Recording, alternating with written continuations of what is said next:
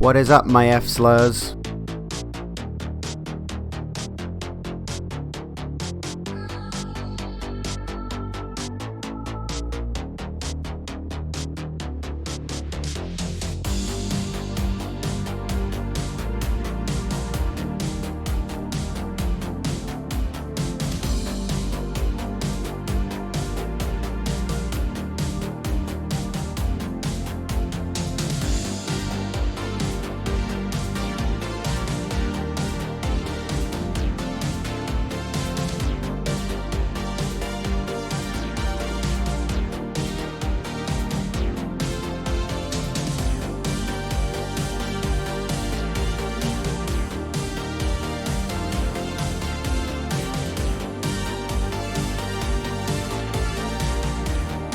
Enjoy your membership.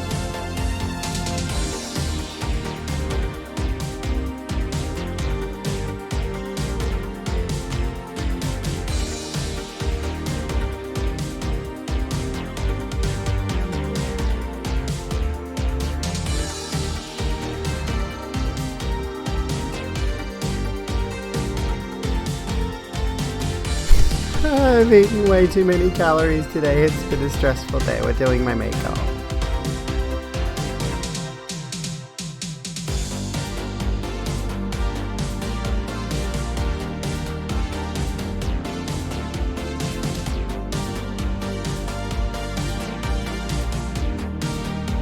Oh shit, so you just ride out with it, heck. Does that mean we're allowed to, like, congratulate you? And yeah, did I? Oh yeah, thank you so much. Yeah, thank you so much, Munchie. I'll stop talking in the microphone now.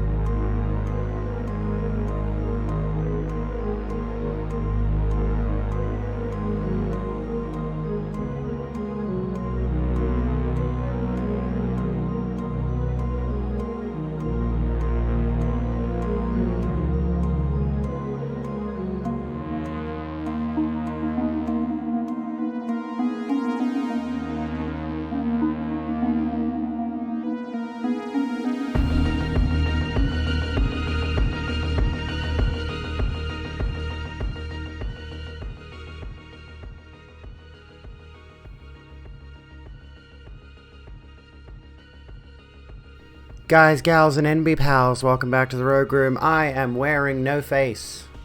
I am the no-faced woman. How you doing? Also, I'm very, very bright. Please forgive me. I've got another light on me over here because we're going to do some GRWM. Folks and friends and friends and folks and lovers. I love some of you. I'm literally glowing because I got so many lights on me. Okay, I had this thing in my head last night. I'm going to just, for 2 seconds, sorry, I'm going to do this thing about, I'm going to do this thing with my thing over here. My top surgery goal colors again. I know, I'm going on about this. I'm sorry. I want to change this so that that's 90 degrees and this, is it that way? Is it the gradient color I want to change? Yep, that's the same color. We're going to change that. So what I wanted to do, I had this idea in my head that the text by flag or whatever it is should now look like it's fading across the 2 lines of text. So like the gradient looks like it's fading from 3 colors across the 2 lines of text. It's completely useless production value that nobody cares about except me, but I desperately wanted it to look that way, and like, look at it now. Is that not crispy? That looks fucking swell and dandy. Look at it.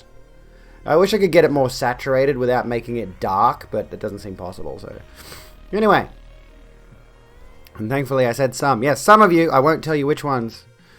Yes, I'm scratching my nipple again. They get really itchy, okay? Hecklin, I will say this. Get ready for that. Get ready for that. With the surge of hormones your body will be going through. Itchy nipples. Oh, give me 5 seconds, guys. Hold on.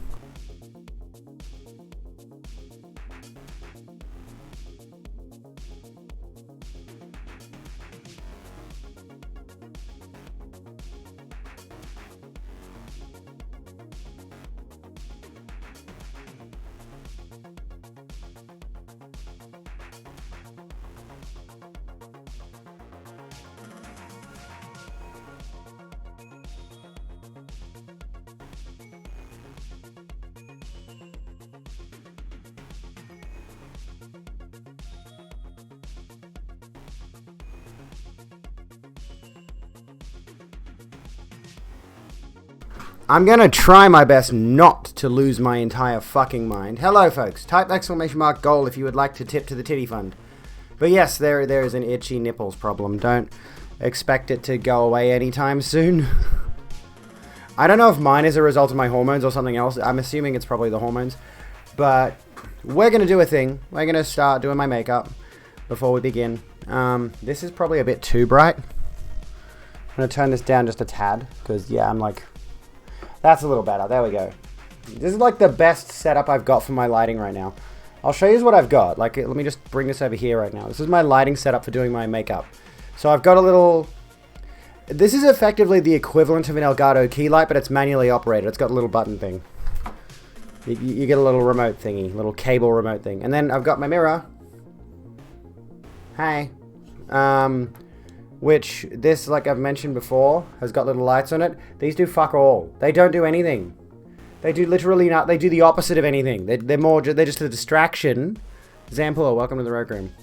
They don't do anything. Thank they're you literally... for continuing Madam your Scoville. membership.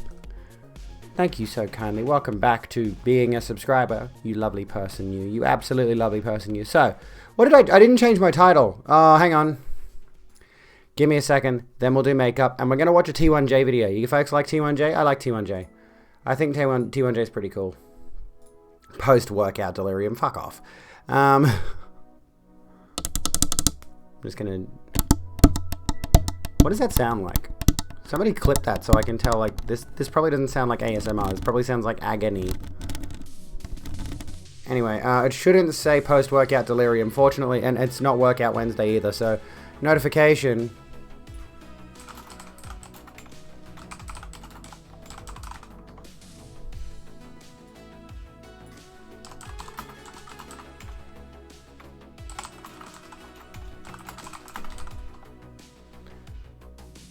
There we go. Get ready with me. There we go. We fixed it. Okay.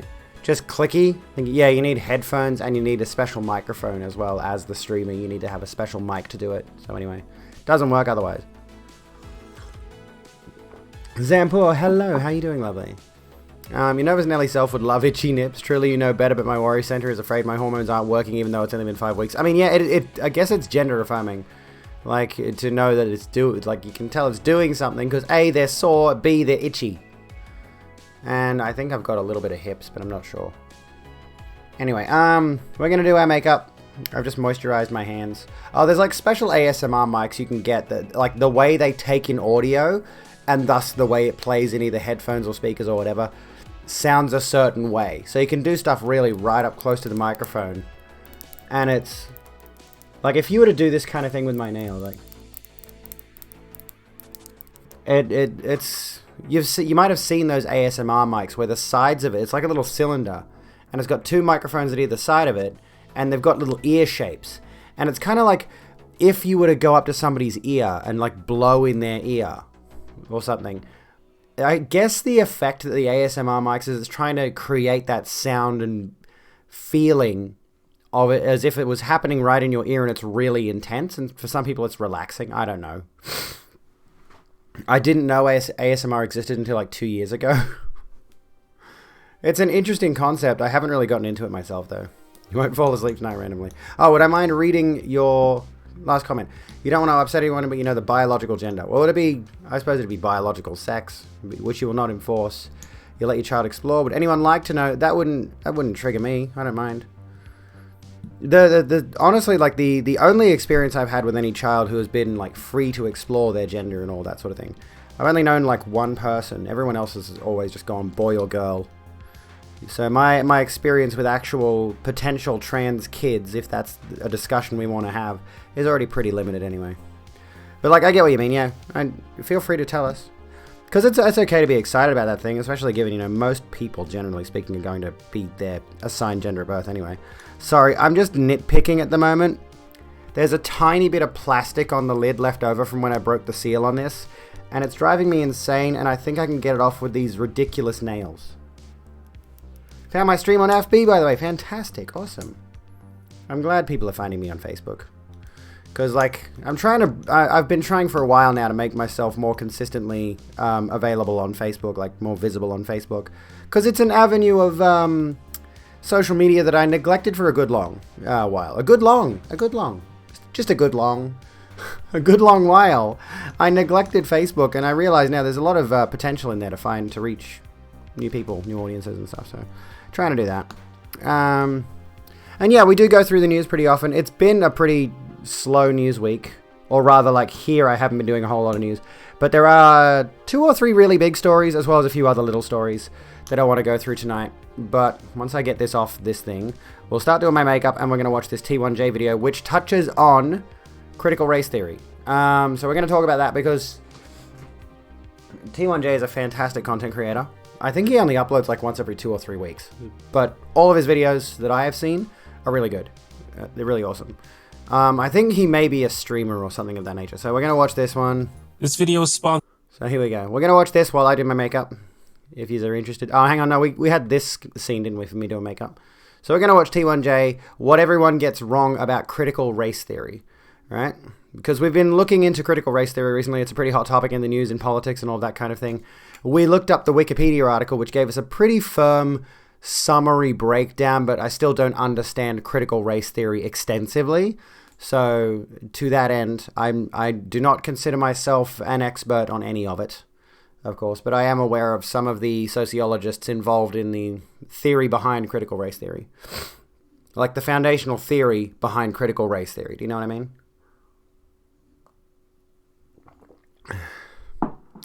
Alexia, it took like 1.5 years before I really started developing tiny boobs. Only change you noticed before then was nipple size and color. That's understandable. I wonder how much are we allowed to talk about the idea of breast growth and development. Anyway, Skillshare apparently, or T1J. We're watching T1J. So chill out, relax, listen to me and listen to him. Sponsored by Skillshare. So when you're a content creator or an entertainer or artist of any kind, there's a delicate balance between making stuff that you want to make and making things that you think your audience might be interested in. Okay, there's already he's starting off Just like that, without the critical race theory backdrop of what he's going to talk about, that already leans heavily into another subject I want to talk about tonight, which is parasocial relationships, which is kind of like in the same ballpark of that, you know, what you want to do versus what your audience wants, versus the relationship that some of your audience might feel with the creator and so forth. Anyway, this is just very coincidental. Some fortunate folks have figured out a way to make both of those things line up most of the time. Due to the way that I've grown this channel, I'm not really one of those people. If it was up to me, I would talk about Marvel movies and Super Smash Brothers on this channel way more, and I would get no views. It's fine. He's got a very good point there. I feel like it's worth noting the amount of times I've seen, like, you'll notice there are actually a few creators who specifically do the whole let's talk about Marvel movies and video games thing, like, as their format. And it's the exact same kind of thing as streamers playing Warzone or Fortnite, right? There are a few creators at the top of that specific field of, like, let's talk about pop culture shit.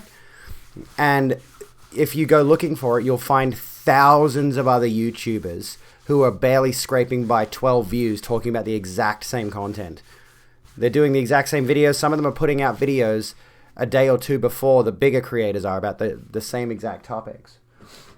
Kind of interesting to look at. Get to make YouTube videos for a living. Do not feel bad for me. But even within the political and social topics that I normally talk about on this channel, sometimes there are topics that are definitely interesting, but also impossibly complicated. Or topics that are easier to cover, but require me to entertain obnoxious, bad faith arguments, which isn't always that fun for me. However, some of those obnoxious or complicated topics are ones that people are very interested in and ask a lot of questions about, especially when they become divisive social media buzzwords. So with all that said, let's talk about critical race theory.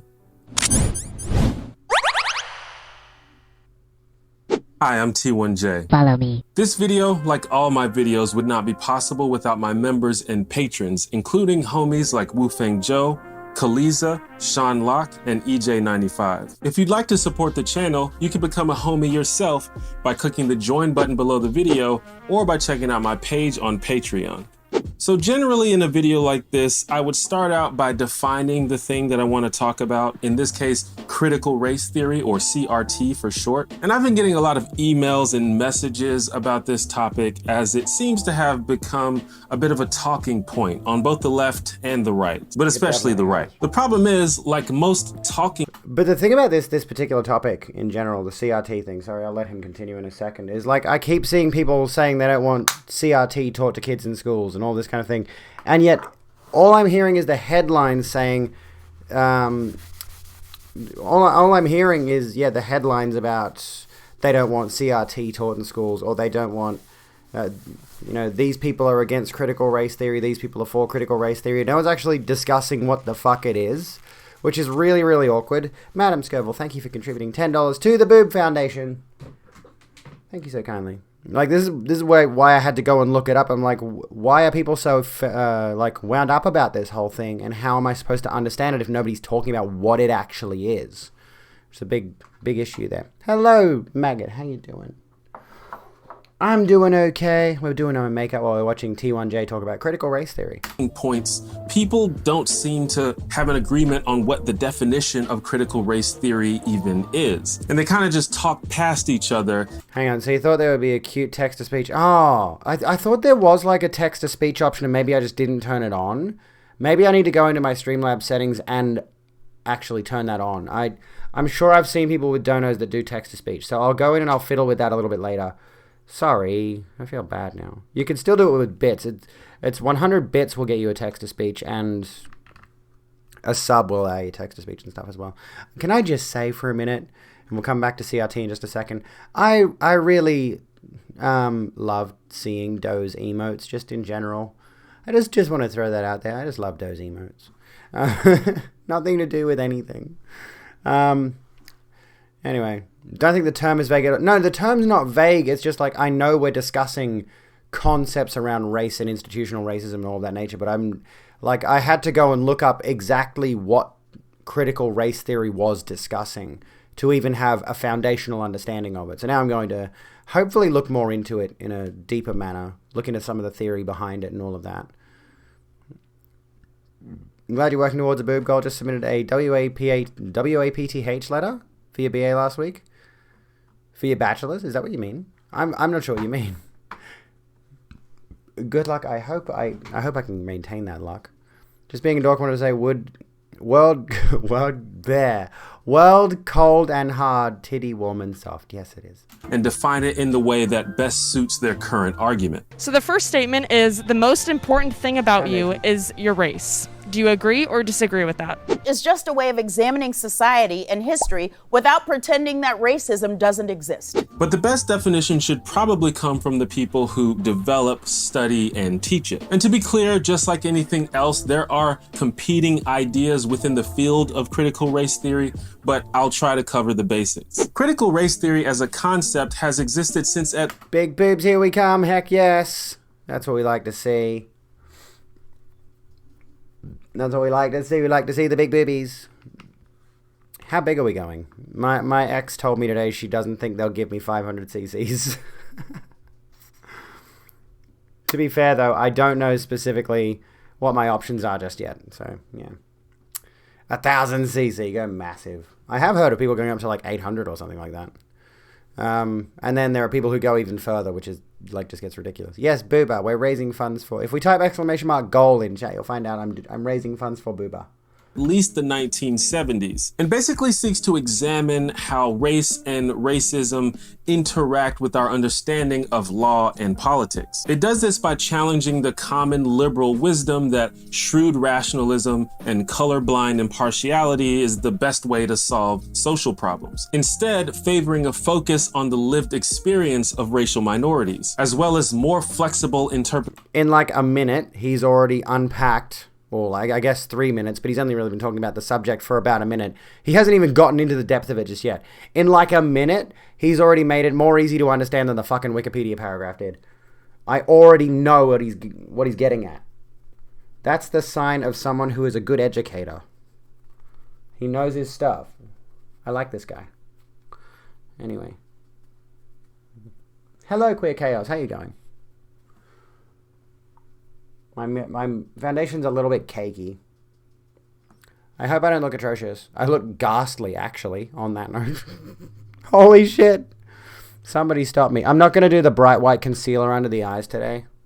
I don't always do that. Sometimes it's just for like eye bags, which honestly would fit for today because I'm tired as all fuck. But interpretations of the law to promote better policy and better social outcomes for marginalized racial groups. But it really seems like over the past few years, CRT has become shorthand for basic sociological discussions of race in general. Wikipedia says critical race theory examines social, cultural, and legal issues as they relate to race and racism. Is critical race theory just like talking about race stuff? Have I been doing critical race theory this whole time? I haven't. You'll see. So here's my dilemma. Do I make a video about the political philosophy of... One sec. I need something. Hoping to get D cups from HRT over the year. Well, I mean, that would be the goal, right? Can you imagine if I end up raising enough funds for it and then my HRT just ends up giving me big enough tits? Like, we've already established there's something there. But anyway, oh, wrong one. We want to be on this one. Of critical race theory and its criticisms of liberalism, which is way more interesting, but also way more complicated and possibly less relevant to the audience? Or do I make a video about the dumbed down version of this debate, which is basically responding to the exact same reactionary arguments that we've heard over and over since the beginning of time? Reverse racism, playing the race card, why does everything have to be about race? You know. Ideally, CRT would not be called CRT. What else would it be called? What else would you call it? Hopefully not CBT. Anyway. Doc is gonna... What was it? Your doc's gonna start you off at C cups. Okay, that sounds pretty good. Welcome to the Rogue Group, Queer Chaos. You just wrote about this for your sociology paper. I've got a sociology paper that I'm way behind on. And I need to do that. because they've given me this extension. The uni has given me this extension because the essay I submitted was, it was a whole thing. And as a result, now I've got like a 60 or 90-day extension, which is ludicrous. But they've basically said, submit it when you can, finish it and submit it when you can. And I'm trying to, but I'm under a ton of undue stress at the moment. So I'm trying to like juggle that among all these other things, including a video essay on the exact same topic. But mine is about gender inequality, not CRT. Anyways. All that stuff, which actually seems more relevant to the mainstream conversations that people are having, but it's also kind of annoying. I don't know, I guess I'll try a little bit of both. So the underlying premise on which most of this is based is the idea as put by many critical race theorists. Unironically, I do want to do a study stream at some point, and I meant to a little while back, Common Enemy. But I don't know what my limitations are. Like, can I bring up scientific papers on stream? I need to use sociological studies for my essay, so I need to make sure that I'm using the right texts, and I don't know if I can bring those up on stream or not. That the United States and perhaps the West in general is, or at least contains, a regime of white supremacy. Now, this is an emotionally charged term, to say the least. When we hear the term white supremacy, I think a lot of our minds immediately jump to things like the Klan, neo-Nazis, etc. A clarification is offered by scholar Francis Lee Ansley. By white supremacy, I do not mean to allude only to the self-conscious racism of white supremacist hate groups. I refer instead to a political, economic, and cultural system in which whites overwhelmingly control power and material resources. Conscious and unconscious ideas of white superiority and entitlement are widespread, and relations of white dominance and non-white subordination are daily reenacted across a broad array of institutions and social settings. Essentially, white people are the dominant racial group, and they have a disproportionate amount of legal, economic, social, and political power when compared to other racial groups. In virtually every American institution, white people tend to have more power and tend to have better outcomes than non-white Americans, and those advantages get passed on through their families and communities. Meanwhile, the disproportionately negative outcomes get passed on through the families and communities of people of color, which is one. T. Eggberry, you legends, thank you so much for contributing $25 and $10 to the Boob Fund, you absolute legends. That still says, okay, what the fuck, Amanda? Jesus, just trump everybody, why don't you? You tit. Holy Jesus cock. That is many dollars. Oh my goodness, you're all amazing. Thank you so much. Jesus Christ. I'm going to have a heart attack before I can even get my breast implants. Oh my God. First Twitch payout. Oh my goodness. I kind of feel guilty. You should be using that to buy yourself something nice. Thank you. Oh my God. What did I spend? Look, for those of you who are streamers, what did you spend your first Twitch payout on? If you've had a Twitch payout, what did you spend it on when you first got yours? I'm trying to think of what mine was. Did I just use the wrong color? I don't know if I just used the wrong color. No, I didn't. It's alright. There's never a wrong color. It's a canvas. My face is a canvas, and when you're painting a canvas, every mistake becomes a stroke of artwork. Except I can completely wipe this whole thing off and start over if I need to, but I'm not going to do that because it's a wasted effort, Jesus. Anyways, still waiting to get affiliate. Well, yeah, that would take it. Tell you what, I'll tell you one thing. I'll give you one tip, and then we'll go back to T1J for a second. We'll go like this. I'll give you one tip. You don't need to stream more, okay? What you need to do is hit the minimum amount of stream hours per month and try to make sure you're hitting affiliate numbers or higher, which is actually pretty easy. You can sort of game the system a little bit, I think. But all you would need to do is make sure you're streaming the minimum amount of hours and make sure you're getting higher than the average viewers. Eggberry, thank you so kindly for the follow. Welcome to the Rogue Room. Just don't stream. I mean, that works. But, like, I think affiliate has, what, like a 20... No, it's stream on 12 different days or something like that. I don't know what it is. Or 20 Enjoy hours. your membership. Eggberry, thank you for the sub. Oh, my goodness. All this support. What's going on? But yeah, that's one of my big streamer tips. If you are trying to reach affiliate, don't stream more, stream smarter. focus on your networking and only stream on certain times, certain days. As tempting as it might be like playing a new video game, right? Might be like playing a new video game and you want to just get really into it, and play as much of it as you can. But if you do that, you're going to burn yourself out on it.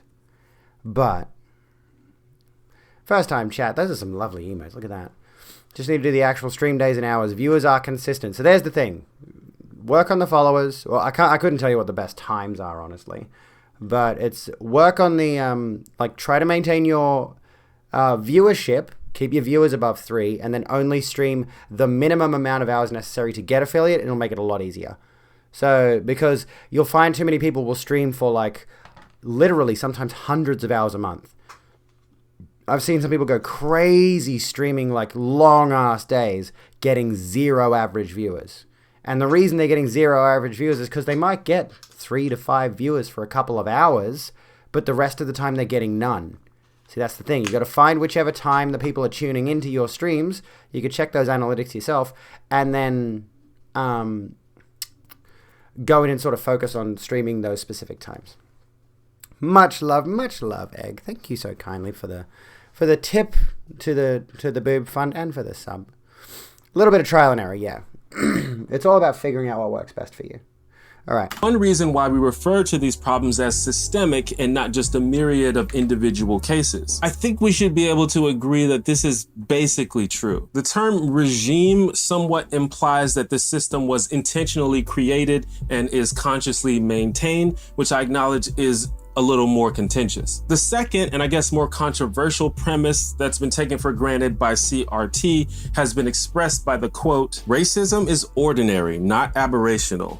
Normal science, the usual way society does business, the common everyday experience of most people of color in this country." Basically, the idea that racism not only exists, but is an ongoing massive problem that has infiltrated most of our institutions and interactions. Now, this is much harder to believe if you have a very narrow definition of what counts as racism. But when you understand the nuance of racism and the many ways and degrees that it can manifest itself, I'd argue that this is also pretty obviously true. Although I would say it requires paying attention to statistical data and also the stories of the lived experiences of people of color. So given that, critical race theory aims to begin the process of dismantling these white supremacist structures through what they refer to as race-conscious analysis and policy. Liberalism has this basic idea of, why don't we all just chill? Don't hurt nobody. If someone does hurt somebody, we'll get the state involved. But otherwise, you leave me alone, I'll leave you alone. CRT argues that this might work. Stab myself in the eye.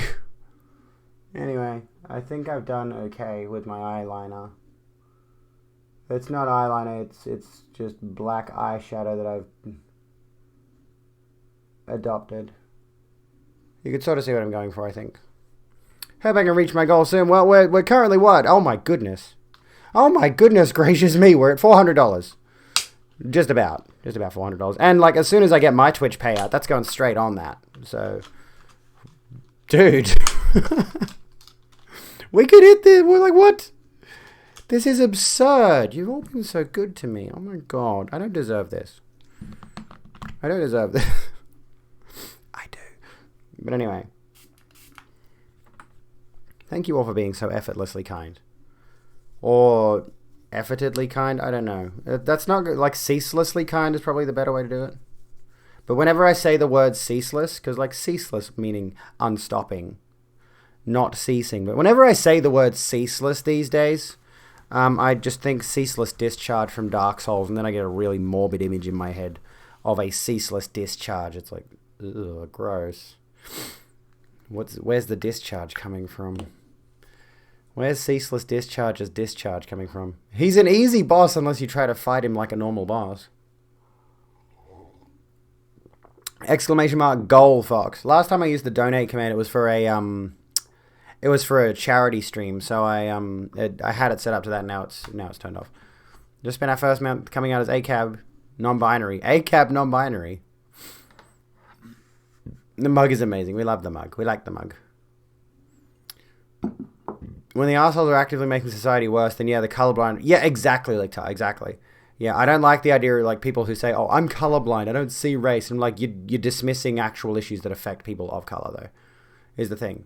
I don't consider myself colorblind. I see race, and I realize the issues that are attached to it. To some extent, for stamping out active and overt racism that causes obvious harm to people. So things like the Civil Rights Act of 1964 or the Brown versus Board of Education decision would be considered liberal solutions to social problems. But they argue it doesn't sufficiently address the underlying subtle, often hidden forms of oppression. Essentially, they argue that liberalism takes a passive approach to racial justice, waiting for an instance of obvious wrongdoing and then reacting eventually. While critical race theorists, who often call themselves crits, by the way, which I will start using because it's shorter, the crits take their cues from Marxism, acknowledging up front that ongoing oppression is taking place and an active approach is needed to solve it. Now, it's clear to me that ongoing oppression is taking place in the world, and I also prefer active rather than passive solutions. However, I don't really like the Marxist framework of separating people into oppressed and oppressor classes, an idea that CRT also borrows. I don't like the idea that the enemy of the people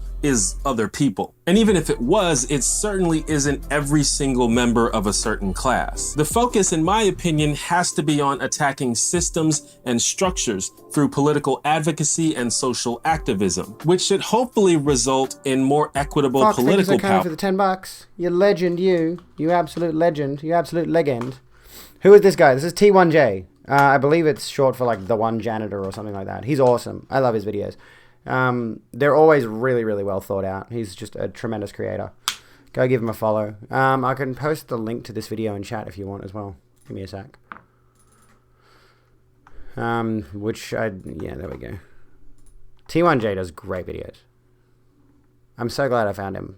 Or as it has in the past. But I'm a filthy liberal, so what do I know? Beat you to it, Reddit. The concept of race consciousness is also clearly inspired by Marxism, which discusses class consciousness. Some critics believe that at minimum, there should be organizations and government bodies whose sole purpose is to analyze and respond to political problems strictly through the lens of race. But ideally, all individuals should consider race highly significant. This is a direct departure from the liberal idea of color blindness. Some liberals want to not see race and instead focus on behavior and character. And the idea is that this will naturally lead to more equitable outcomes, both socially and legally, as long as we avoid violating each other's rights. While other liberals concede that in a society with racial inequality, it's impossible to not see race. And kind of... You keep saying crits and I keep imagining D&D. I keep thinking gender criticals. I can't get that out of my head. Anyway, eyeshadow done, I think. Looks pretty good. Hello, Giggle Pro. How you doing? I'm gonna take a skull of water. Social justice barbarians unite. Someone understanding that systems are the true problem, individuals typically take the fall. True.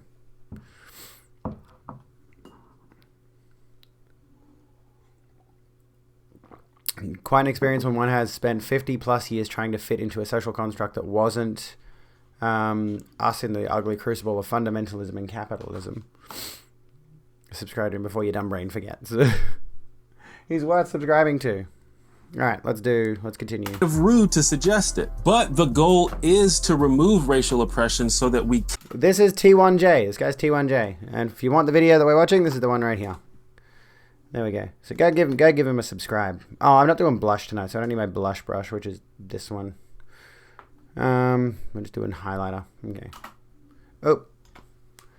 Can be colorblind. Crits seem to reject both of these. They argue that because of the kind of racial inequality, it's impossible to not see race, and kind of rude to suggest it. But the goal is to remove racial oppression so that we can be colorblind. Crits seem to reject both of these. They argue that because of the unique history of America, color blindness in any case would only occur as a result of people of color assimilating themselves into the white status quo. So it wouldn't really be color blindness after all. It would just be one color, white. So they tend to reject concepts like colorblindness, integration, or assimilation. They fundamentally disagree with the melting pot analogy for America and other ethnically diverse nations. In some cases, they even seem to support forms of segregation. For example, Derek Bell, one of the pioneers of critical race theory, argued that instead of struggling to integrate into white schools, black people should instead build and bolster their own black schools. But in general, crits call for a complete analytical deconstruction of the liberal ideals that America was founded on. When the founding fathers wrote the Declaration of Independence or the Bill of Rights, they didn't do so with slavery or racial inequality at the forefront of their minds. They imagined America in a vacuum, and they tried to create principles that they thought could be applied universally. Notably, principles based on European philosophy and the Enlightenment. Logic, science, objectivity, impartiality, liberty, democracy, things like that. Critical race theory wants to re-examine those ideas specifically through the lens of race. So for example, the United States does not currently have federal hate speech laws. But if we wanted to create a law to deter racial hate speech, we might write a law that says hate speech against another person on the basis of their race is illegal. A crit might reject this impartiality though. Even though the law refers to race, it is not race conscious. A race conscious law might say something like, only hate speech against racial minorities is illegal. Now this kind of stuff freaks out a certain segment of the population. A lot of people call it reverse racism, although I feel like I haven't heard that term in a while. I've always loved the term reverse racism because by its very nature, it implies that it's a different kind of racism than real racism, which is kind of the point we were trying to make the entire time. And I've talked several times on this channel about how white people do not experience systemic racism. So the instances of discrimination or prejudice that they may occasionally receive does not have anywhere near the same long-standing implications. But even so, I'm not really sure what the CRT argument is here. In the case of hate speech, for example, critics argue that the American concept of free speech simply perpetuates the racist status quo. And while I'm a pretty big free speech guy, I can acknowledge that certain forms of hate speech could genuinely be harmful, which could justify these kinds of restrictions on speech, as many other countries in the world have already done. I also acknowledge that this harm is much greater for marginalized groups than it is for privileged groups. But I'm not sure why we should avoid preventing harm to privileged groups just because there's less of it. Some critics believe that it is permissible to discriminate against white people if it results in a benefit for non-white people. I generally prefer to search for solutions where everybody benefits. But that's kind of the main thing about CRT. The theory makes the assumption that since America is a white supremacist regime, that all of the ideas associated with it, like legal neutrality or facts over feelings, are also white supremacy. Facts don't care about your feelings. And I don't think that follows logically. I mean, maybe some of them are, but maybe some of them aren't. But reason and logic are white European values, apparently, so I guess that's how they get around it. That's kind of a joke, but it's also kind of the primary criticism I have of critical race theory, and I guess a lot of postmodern philosophy in general. Clearly, they must appeal to some semblance of reason and logic to write all of their books and make coherent arguments. They also— Sorry, one sec. I want to keep listening, but I gotta spray my face now. We're done. That's it. That's all my makeup. So we did all of it. There we go. Now I'm all glittery. All right, let's continue. Let's continue watching it. Facts over feelings makes you sick too much. It's hilarious to people who often use the facts don't care about your feelings thing. Oftentimes their arguments are based entirely in feelings and not facts. Hello, Sammy. How you doing? So occasionally reference statistical data about racial oppression, which is a good way to prove that it's actually happening. But when the logic or data doesn't suit their arguments, they just dismiss it as just another aspect of the white status quo. Either way, it's still super interesting, and there are some serious ideas that, when engaged in good faith, are actually pretty compelling. And this is why it's a problem when people on both sides misrepresent what critical race theory is. The conservative establishment in America— Hold on a sec, guys.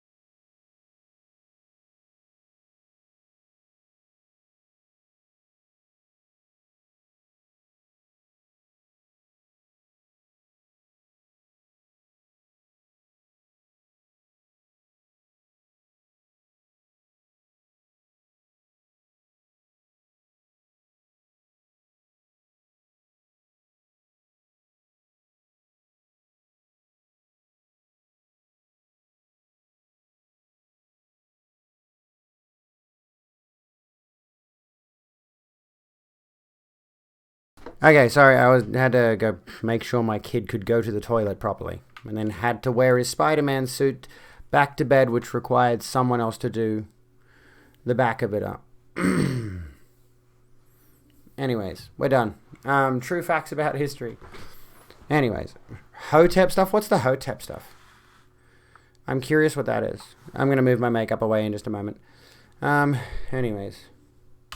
Has successfully stirred up hysteria about teaching critical race theory in schools. Closer look at controversial academic movement. The critical race theory movement in the headlines as Florida becomes the latest state to ban schools from teaching about systemic racism. Now, correct me if I'm wrong, but I'm pretty sure no school is sitting down your fourth grader and telling them that they're a member of the oppressor class, which must be eventually overthrown. I got high school age family members.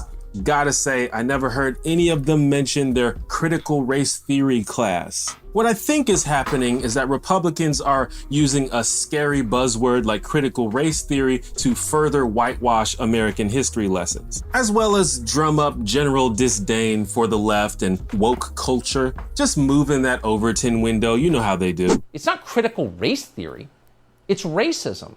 And it might work.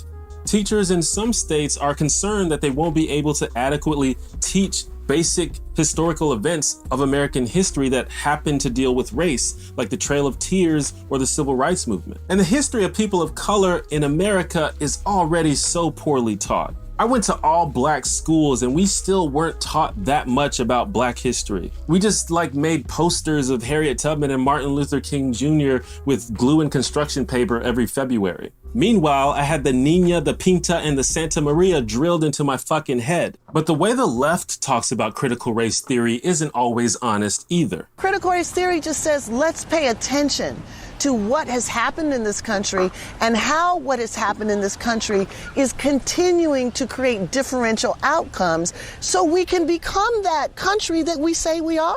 Conservative leaders have drummed up this false outrage once again about this so-called Marxist philosophy that undermines the very ideals that America was founded on. But here's the thing.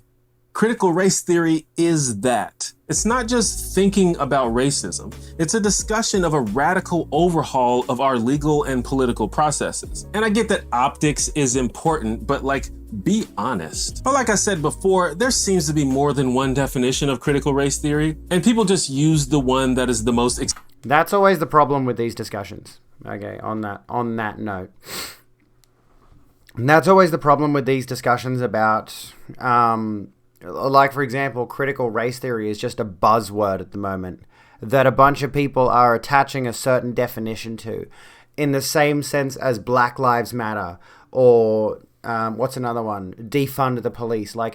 Now, critical race theory, though it is a technically defined theory that is being taught in universities and such, there's an actual legitimate theory behind it, but because it has become a social discourse buzzword, there are so many people who are just attaching their own interpretation of it, their own definition of it, and the conversation gets muddied. It's a bit annoying.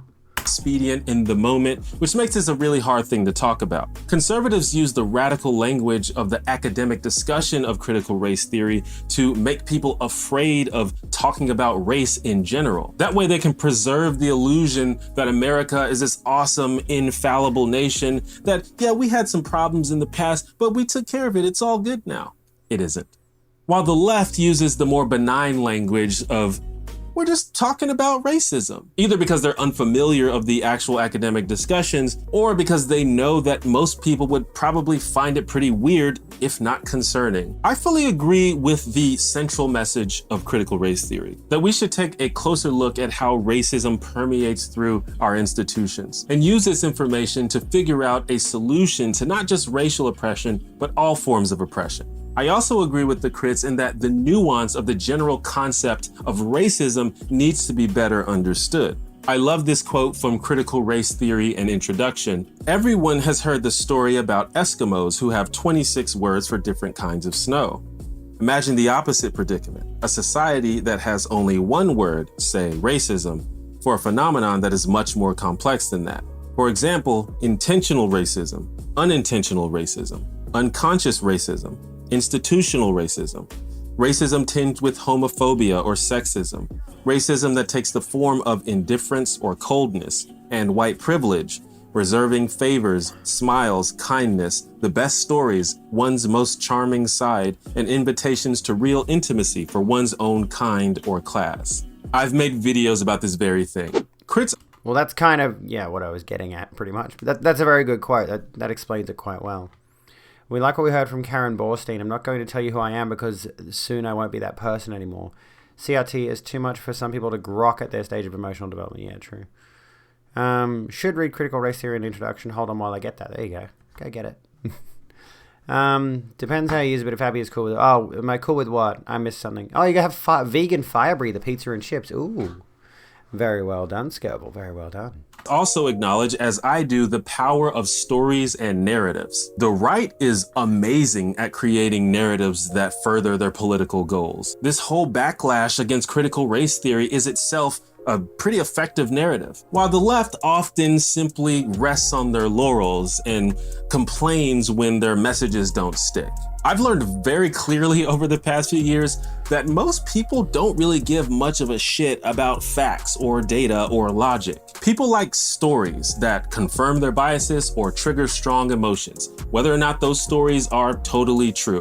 But that doesn't mean that facts, data, and logic don't matter. Critical race theory is openly antagonistic to those concepts. As I've said, they argue that because they contribute to the status quo, they must themselves also be racist, except when they need to use them, of course. But I don't know how we can even begin to solve problems or even identify problems in the first place without some sort of objective standard by which to understand, like, what is real. Otherwise, it's just all arbitrary and like survival of the fittest. Or survival of the most convincing, I guess. And things don't have to be true or good in order to be convincing. Many, if not most things, are open to interpretation. But I think that there are some things which are simply true to any honest, good faith observer. It's true that 1 + 1 = 2, just like it's true that Black people are incarcerated at a rate many times more than white people in America. Like, you can prove it. And I personally think this kind of data is essential to efficient political organizing. Sometimes data and facts are misused and mishandled, but the solution to that is proper methodology, peer review, corroborating studies, things like that, so we can get as close to the truth as possible. I also disagree with another tenet of CRT, which I haven't brought up yet. It's called the empathic fallacy. With regards to the dude thing, and we can extrapolate on this in a minute, if you want, we can have that discussion. I don't like it when someone new who I'm unfamiliar with just goes straight to calling me dude, man, guy, bro, etc., because it feels as though they are undermining my gender identity, undermining my gender, distinctly because they know I'm trans. It has it in the title. I have a trans flag in the background. I'm pretty obvious and outward about it. So when someone new who I'm unfamiliar with calls me those things, it feels as though they're just using it as an excuse to call me a man, right? So that's my main thing. However, there's a bit more nuance to that discussion, which we could get into in a moment. I've said many times that one of the best solutions to bad ideas is better ideas. And I don't mean like the weird marketplace of ideas type shit. I simply mean putting good ideas out into the world so that it's there, it exists, so people can find it. That's kind of one of the main motivations for this channel. Critical race theory opposes this. They claim that this only works if the listeners have empathy. And they believe that racial empathy is limited, if not non-existent, in our unequal and divided society. But I know this isn't true because people like me and others who try our best to put good ideas out into the world constantly receive messages from people saying that we've informed their perspective, if not outright changed their mind on things. I guess the critics might say that the change is too slow, and maybe it is, but it's not a fallacy. And I would think that any change is better than no change. So critical race theory is pretty complex, and I have truly only scratched the surface here. If you want to learn more about it, I suggest starting out with Critical Race Theory and Introduction by Richard Delgado and Jean Stefanchik, which I reference a couple times in this video. Academic and philosophical texts can get real wordy and dense, but this one is pretty easy to understand. I'm not really sure how critical race theory became such a big deal. Apparently it picked up a lot of steam after the publication of the 1619 Project, a Pulitzer Prize winning long-form New York Times piece from 2019, which basically encourages a similar type of race consciousness. And it has faced its own bout of controversy. Some of the ideas of critical I was listening to the video. That's why I unplugged my headphones and turned my mic off. I was listening to it while I was packing away my makeup. race theory have made their way into mainstream civil rights discourse, but much of it is still pretty fringe and not widely accepted or taught. The conservative website criticalrace.org compiles information about colleges and universities that supposedly teach critical race theory or require their faculty and staff to adhere to it. But when you actually look at the website, for one, it conflates critical race theory with the general idea of social justice or anti-racism, which it is not. But also, literally almost every entry says something like, this school has not implemented critical race theory yet, but they might. Seriously, go look. Even though CRT is somewhat of a If you want to contribute to the goal, you can type exclamation mark goal in chat. Radical theory, it still seems conservative outrage has made a bigger deal out of something than it actually is. But I think it's interesting enough to look into. We should always be open to hearing alternate ways of thinking, even if we don't fully agree. You might learn something new or evolve your perspective. That's just me though. What do you think? Big shout outs to the sponsor of this video. So anyway, what do we think about that? I mean, you can go watch the video and use his sponsor code on Skillshare if you would like to, if you had that as an, if you were thinking of that. Go check out T1J, fantastic video creator. Like I mentioned, I think he puts out videos either once every month or once every couple of weeks or something like that. And they all tend to be in that sort of vein of things. He's an awesome creator, yeah. Crits sound like they want to self-segregate, which as far as I've seen on the white side of that is not a good thing. Yeah, exactly. And yes, if you're interested in contributing to the goal, it's exclamation mark goal as it just says there. Anyways, trying to fit in into external expectations of coolness led us to hurt a lot of people unintentionally. I think I get what you're saying there. Yeah, I think I understand. I was going to put on a headband or something to go with this whole look, but I think I'll just stick with this. Oh, actually, no, maybe, you know what I might do? Which I haven't done in a bit. I wonder if I can do this. Hang on.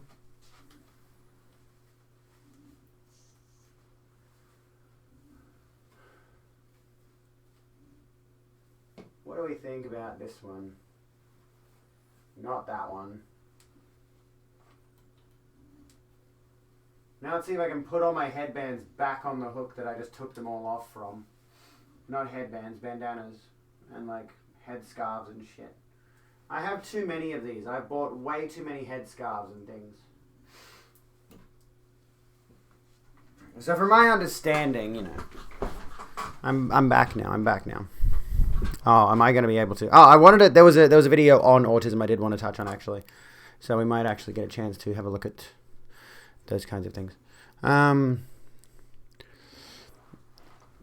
Critical race theory scaremongering is just the new version of atheism or humanist studies or secular values. And the trans thing too. Like, notice how very recently, very recently, Billy Zane fan, the right was so heavy-handed on the anti-trans stuff. A ton of anti-trans scaremongering. All of a sudden, critical race theory picks up a bit of steam, and they just drop the trans thing like a sack of potatoes, and they move right onto that.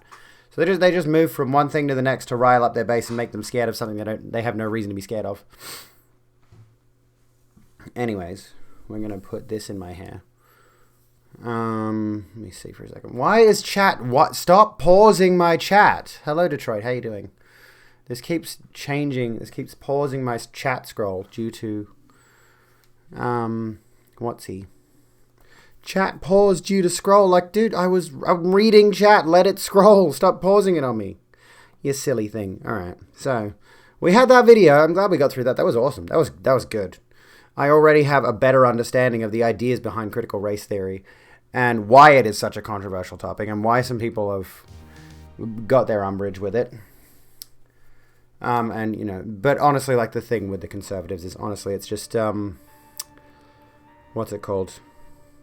The thing with the conservatives is it's always about scaremongering. It's always about drawing fear. It always has been. And honestly, yeah, reactionaries.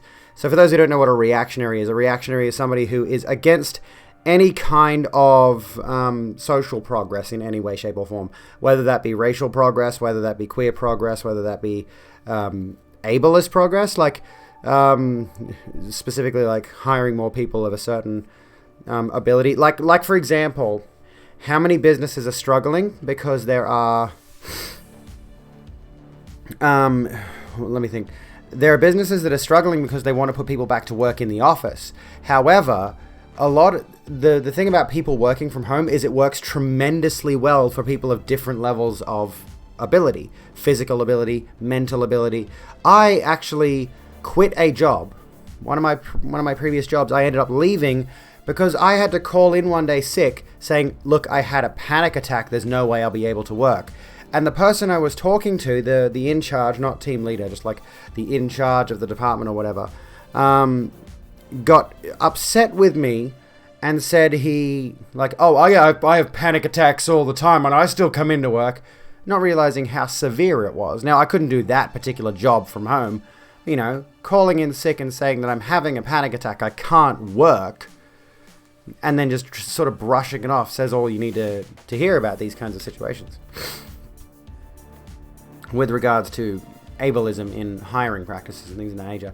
And there's a lot of jobs that are purely based on like operating a certain type of software and connecting to a certain type of network. Why did I take my trans ring off?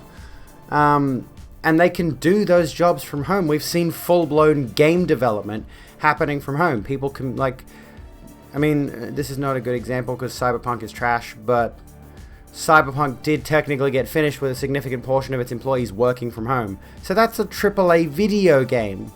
And they were able to do a large chunk of that game from the comfort of their homes.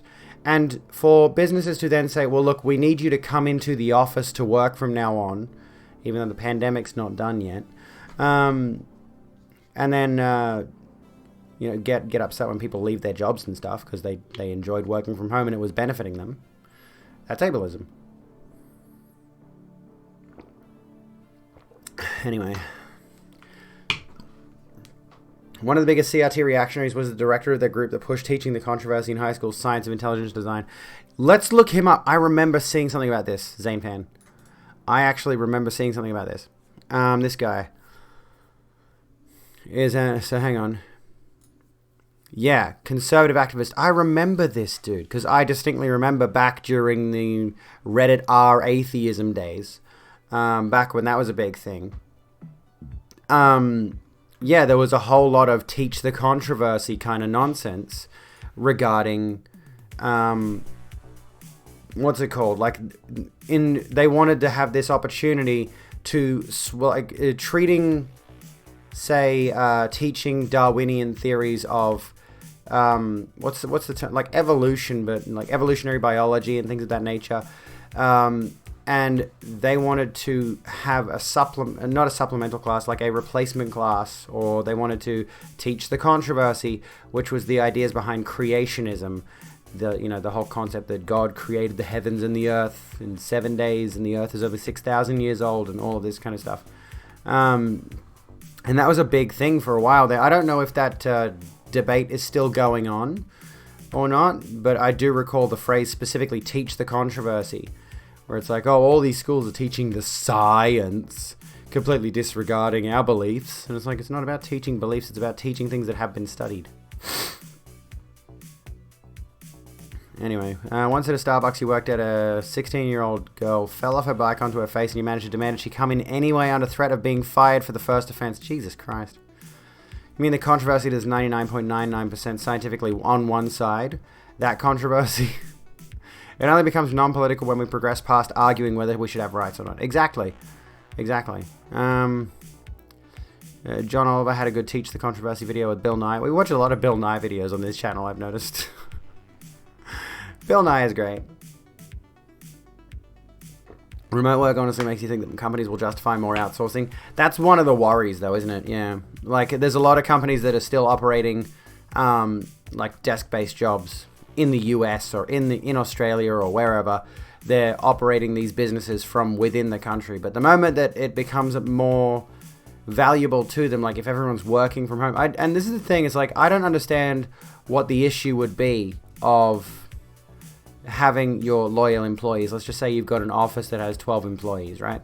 And they all work at desks in that office. There's 12 desks, including yours. And like, what's the difference if everyone's doing their own desk work and they can all connect to your server and to your network? What's the issue if they can do that exact same work from a computer in their house? And then, yeah, the true issue is the loss of control. Yeah, pretty much. They want to be able to keep those people in line in the workplace. They don't want them having Twitter open on their second monitor or things of that nature, right? Anyway, let's have a look at this really quickly. So is this the person you're talking about?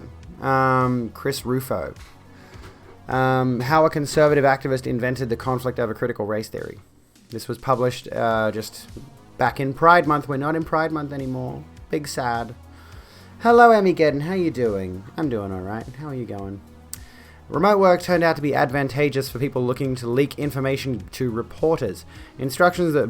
Why are we starting off on remote work right away? That's eerily relevant. Hello, Draco. How you going? Instructions that once might have been given in conversation now often had to be written down and beamed from one home office to another. I mean, well, there's that thing. There's the social interaction. Holding a large meeting on Zoom often required emailing supporting notes and materials, more documents to leak. Before the pandemic, if you thought that an anti-racism seminar at your workplace had gone awry, you had to be both brave and sneaky to record it. At home, it was so much easier. Zoom allowed you to record and take screenshots, and if you were worried that such actions could be traced, you could use your cell phone or your spouse's cell phone or your friends. Institutions that had previously seemed impenetrable have been pried open. Amazon, the IRS, the US Treasury, but some less obviously tectonic leaks have had a more direct political effect, as was the case in July 2020 when an employee of the city of Seattle documented an anti-bias training session and sent the evidence to a journalist named Christopher F. Rufo, who read it and recognized a political opportunity. Excuse me. No Pride Month anymore. Corporations cured the gay. Didn't invent the controversy, just polish the turd and put it back in the spotlight. So is this the same guy, like, am I thinking, is this the same guy that sort of manufactured the Teach the Controversy thing about creationism, or was there someone else behind that? Because there was somebody who basically catapulted that original thing into the spotlight, back around 2012 or whatever it was. Back when, like, Westboro Baptist Church was really at their peak. Remember them?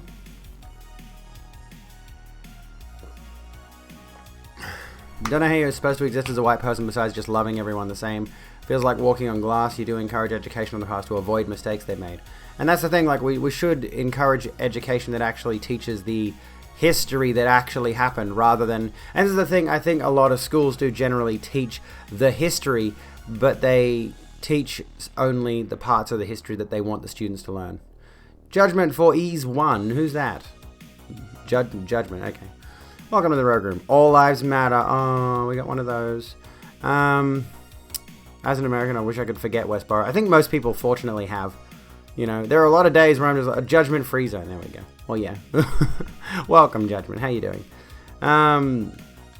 It's kind of funny how, like, they were in the spotlight for such a time, and then they just completely dropped off. I haven't heard of them in a while.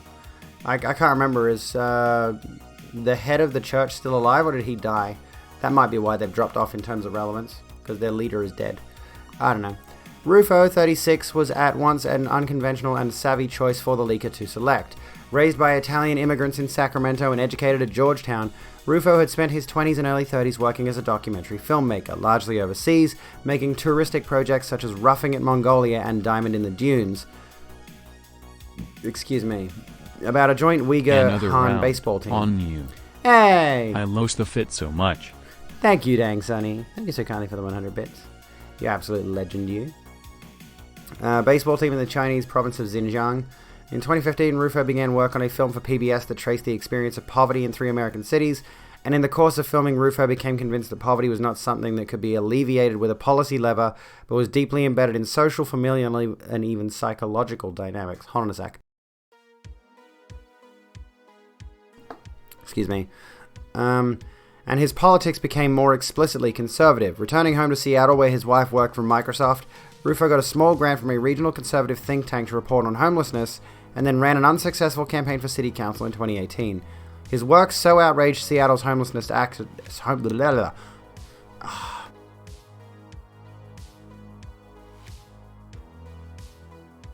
tickly cough is back and it's not going away. Anyways, here we go. So, ran an unsuccessful campaign for city council. His work so outraged Seattle's homelessness activists that during his election campaign, someone plastered his photo and home address on utility poles around his neighborhood. When Rufo received the anti-bias documents from the city of Seattle, he knew how to spot a political kindling. These days, I'm a brawler, Rufo told me cheerfully. You've read your last complimentary article for the month. That was the article? I thought there'd be more about this. That doesn't really tell me anything unless there's more of the article there. I do have tickly cough meds, I just haven't taken them. Like, that didn't tell me anything. That didn't help at all. It was useless. Absolutely useless. That's 2 paragraphs of nothing. That was 2 paragraphs of nothing. Absolutely nothing. That's an intro. That's an interlude. Interlude? Not an interlude. Whatever it's called. It's still... What the hell? Give me a second while I just check something. So what have you sent me here? We're just chilling out and vibing. Oh, hang on. I don't think I can watch this. I don't think I can watch this on Twitch without DMCA stuff. I do seem to like it depends on what bit it is. I don't mind Hannah Gadsby, but I don't think I'm allowed to watch this because it's technically Netflix and I could get in trouble. Interlude, one of those. I don't know. It's a something. It's certainly a something. Sup fuckers and non-fuckers, how you going? One of your favorite War on Christmas bits was Sam Cedar saying they knew Santa had WMDs because they tortured an elf. This is something that I wanted to discuss, though. Sorry, I'm itchy. But before we go on, I'm going to just go quickly grab myself some cough mixture because, yeah, my throat's now doing the thing, which is annoying. But then we'll come back and I want to talk about this for a moment. This is a couple of months old, but I do want to talk about the fact that, for example, our Prime Minister has just disappeared while the country is in lockdown. He has a habit of doing that. Anyway, we'll run an ad roll, we'll come back, and I'm only going to be gone for a second, so don't disappear. BRB, folks.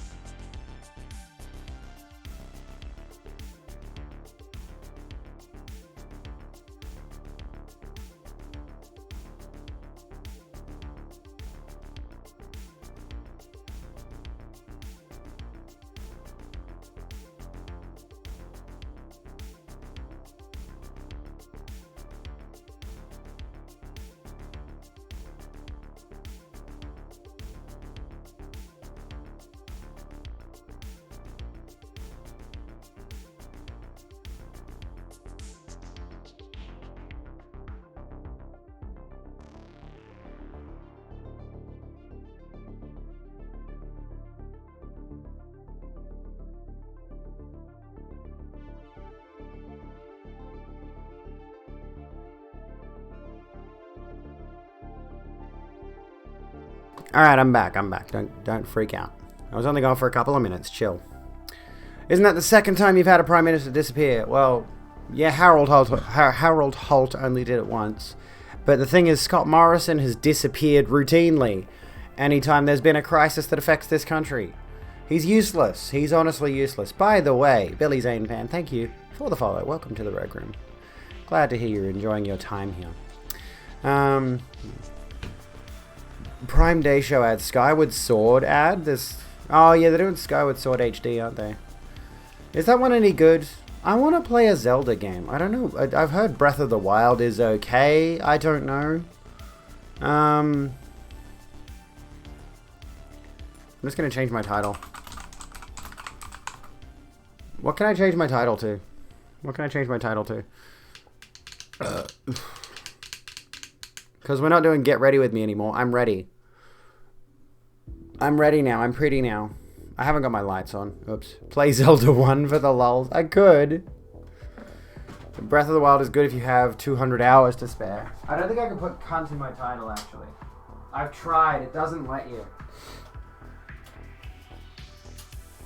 Oh, goodness. Come be ready with me. Surely fucking is a Boolean function. Oh, goodness. Okay, so... yeah, like, we could talk about Scott Morrison. I don't know. I don't know what we can... What can I title my stream? I'm not clever. I'm not feeling clever. Cunt is the opposite of an insult in Australia. Everyone calls everyone cunt. Poll for games. Well, we're still doing, have 2 words about ScoMo. Engadine Macca's.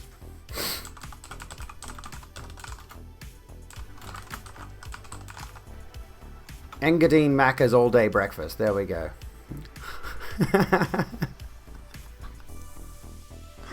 Suggest a poll. Do suggest a poll, yeah. Headband looks killer. Thank you. I quite like this one. I've got like 2 or 3 like this, where they're these little little bandana-y things. Timeout, Detroit. You can get a timeout. I think. Yeah, she should be able to. If anyone wants to do the timeout thing when someone redeems it, it's 60 seconds. But anyway, anywho. And if you're doing a timeout, you can set a specific time by adding however many seconds after the end of it, after their username. You go to like /timeout, username, and then however many seconds. Political discussion topic poll. Okay, hang on. We'll do Lilith's poll first. Because I actually do have some Zelda games on 3DS. I've got like Phantom Hourglass. Oh. I don't know any of the, like, which, you'd have to suggest me some options for the poll. I can have up to 5 options. You have to actually suggest me options for the poll. What does the timeout do? It's just times them out of chat for like however long, so they don't have the ability to chat for like 60 seconds or a minute. A minute is 60 seconds, dumb fuck. 60 seconds or like 10 minutes. If you just do a /timeout of somebody, then it's about 10 minutes. It's automatically 10 minutes. Okay, Wind Waker, Twilight Princess, Ocarina of Time, Link to the Past, Phantom Hourglass. Okay. See if I can remember these. Wind Waker, Twilight Princess.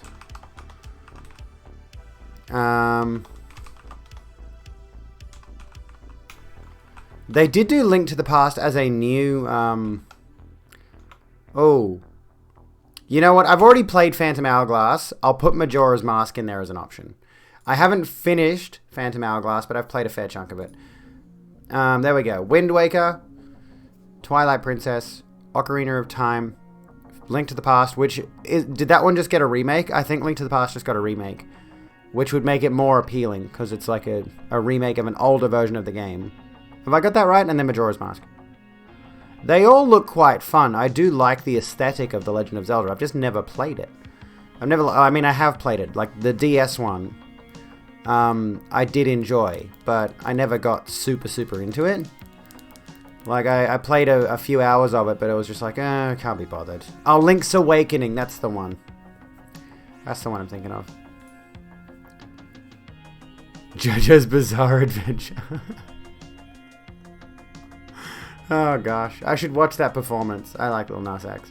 Have no idea what these all are, as you never played any of them, so you're just going to close your eyes and vote. Yeah, there we go, that works. Pick whatever you want.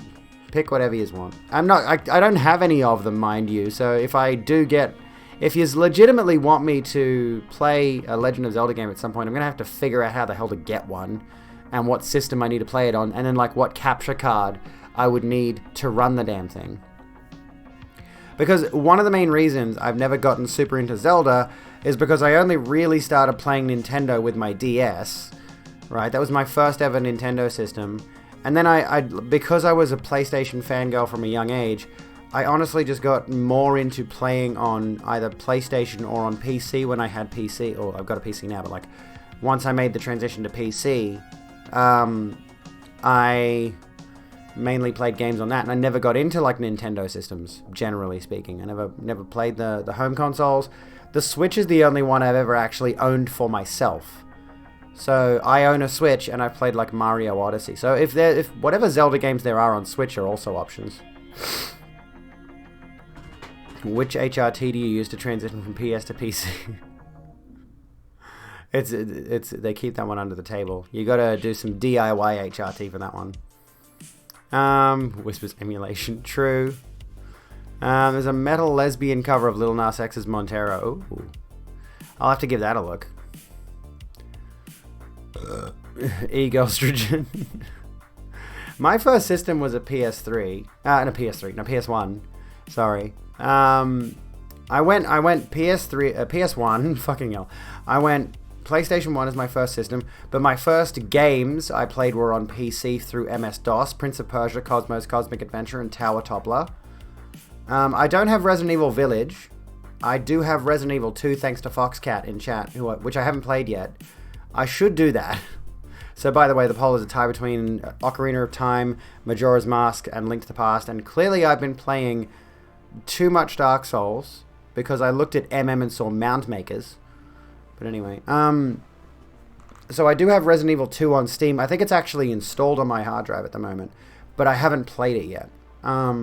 It looks good. I would like to play it because it looks quite actually enjoyable. But I've never, here's the thing, I've never gotten into Zelda in a big way, never got into Pokemon in a big way, never got into Resident Evil in a big way. I really like the aesthetic of Silent Hill, never got into it.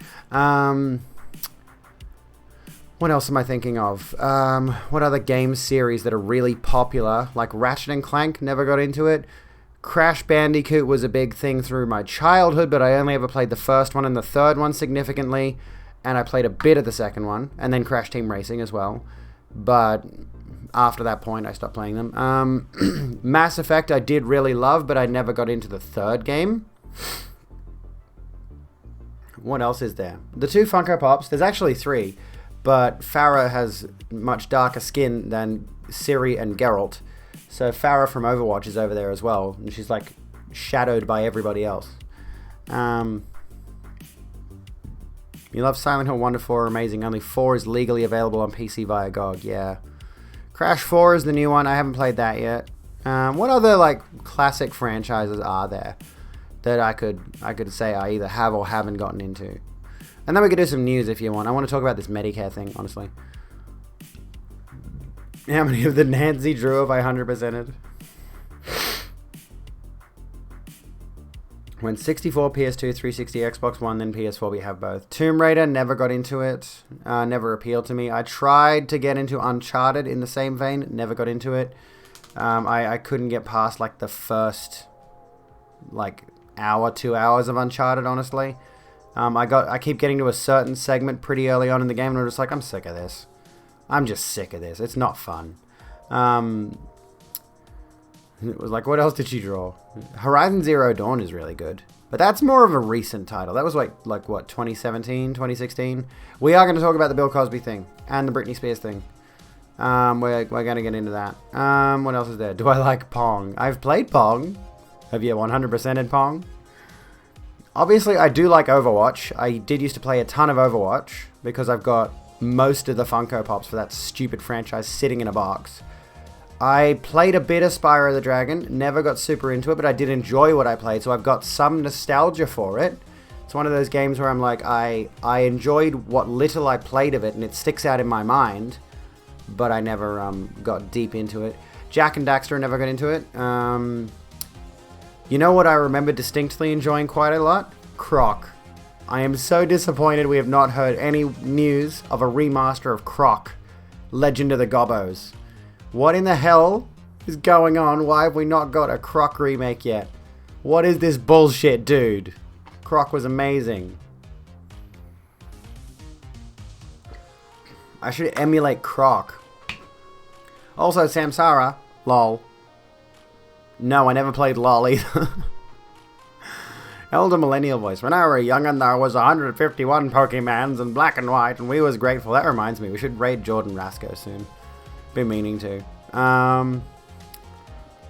Where were we? The Medieval remake. I only remember playing the Medieval demo as a kid. I have the remake. It was $20 and I was like, fuck it, I'll grab it, yeah. Why not? I'll give it a try at some point. Need for Speed. Never was a fan of racing games, personally. I hear the news they stole ideas from the Croc team to make Super Mario 64. Did they really? I wouldn't be shocked, honestly. I mean, and that's the thing about video games, right? No Croc remake. What a crock of shite. I think the best video games tend to take ideas from other video games and build on them, right? Siphon Filter I've heard of. I'm not even sure what Siphon Filter is, though. Never played any Metal Gear, regrettably. I actually really wish I had gotten into Metal Gear, and I mean, I still can at some point. But yeah, like, I never got into it. I'm trying to think, like, what are the games I have gotten into over the years? Let's think of, like, let's list some of my favorite games from over the years. And honestly, this one sticks out in my mind, because Siphon Filter and Metal Gear, kind of in the same vein. Deus Ex Human Revolution really sticks out to me. I really enjoyed that one. I did play the original Deus Ex, but only years and years after it had already released. So I was an adult by the time I played Deus Ex. The original Deus Ex. And then, yeah, I like Deus Ex Human Revolution. From my childhood, I mentioned Prince of Persia. I like the Prince of Persia 3D era game, so PS2, as well as the original. Cosmos Cosmic Adventure, which I've never seen anyone mention that they've even heard of Cosmos Cosmic Adventure, but that shit was my jam when I was like the age of my son and daughter, right? That was one of my favorite games. It was fucking awesome. What else is there? I did obviously like Crash Bandicoot 1 and 3 particularly. Never played Castlevania, which kind of sucks because I really like the Netflix series, and now I want them to do a new Castlevania game inspired by the Netflix series aesthetic specifically. I'd love to see them do a game set in the same kind of visual style as the Netflix show. That'd be awesome. Let me think. I've never gotten hugely into any shooter on that note, like anything like Call of Duty. What gen is Cosmos Cosmic Adventure? It was on MS-DOS, so like early 90s. I am so gay for Striga 2T. I am the gayest for Striga than I have ever been for anyone in my life. That woman can have me. I consider myself a top. I would bottom for Striga. We're all gay for Striga. This is a Striga stan stream. You're in the right place. Let me think what else was there. So, Crash, Cosmo, Prince of Persia. What was on PS2 that I really liked? Probably like GTA. I remember distinctly liking GTA Vice City, GTA San Andreas, obviously. Those were huge. Jedi Outcast, Jedi Academy were massive in my childhood. Warcraft 3 is another game, which I really hate the fact that they massively fucked up Warcraft 3. I cannot abide what they did to that. Bully was fantastic. I love Bully. Phenomenal game. They need to bring that back. They've done a sequel to Red Dead. They need to do another Bully at some point. Rockstar. I don't give a shit when you're releasing Grand Theft Auto 6. I don't give a fuck. Give me Bully 2. Because Bully, The Warriors, another great Rockstar title. I think that was actually not Remedy. It was a studio under Rockstar that made The Warriors, I think. Was it? I don't recall. And Rockstar just published it, I think. Then you've got... What else did I play when I was a kid? On like PS2 and stuff. PS1, there was Shinobi. That was kind of neat. Got too hard at some point, so I never finished it, but I had a lot of fun with Shinobi. What else? I played a little bit of Fable 2. A little bit. What else is there from when I was a kid? Max Payne, yes, Max Payne, definitely. GTA 4, I do rather love GTA 4. What else was there? What else is around that I'm thinking of? I played Saints Row, but I only played it well after it was relevant. I kind of only played Saints Row at some point, like just a few years ago, to have the experience of having played Saints Row. And then I tried to play the sequel afterwards, and I know everybody sings the praises of Saints Row 2, but it had this weird, like, murky filter over it where everything looked really brown, and I just couldn't play it. It looked awful. It looked fucking woeful. Max Payne actually made you want to get better at action games because of the story. It has a really good story. Final Fantasy VII, Resident Evil 2 on PS1. I wish I had gotten into those when I was a kid. I wish I had had the experience of playing all of those kind of games that everyone's nostalgic for when I was a kid. Honestly. Monkey Island. No, I don't think I played that. I did play Ape Escape a bit though. I do know that much. Saints Row the Third. I played a bit of that. There were some fun elements of that one. The recent-ish, 2014-ish remake of Worms is great. Out of context, Bob Ross quotes and explosions. Would be a Tifa or an Aerith fan. Tifa. Just based on visual design, I like Tifa better. I'll say that much. It's the breasts. I'm a child. Donate to my breast surgery fund. I never played... Honestly, Loom was a game that I wanted to play. On the subject of, like, Monkey Island, like Secrets of Monkey Island or whatever it was. Those kinds of... Abe's Odyssey and Abe's Exodus. Yes, definitely. Have a good one, Detroit. Thank you so kindly for hanging out with us.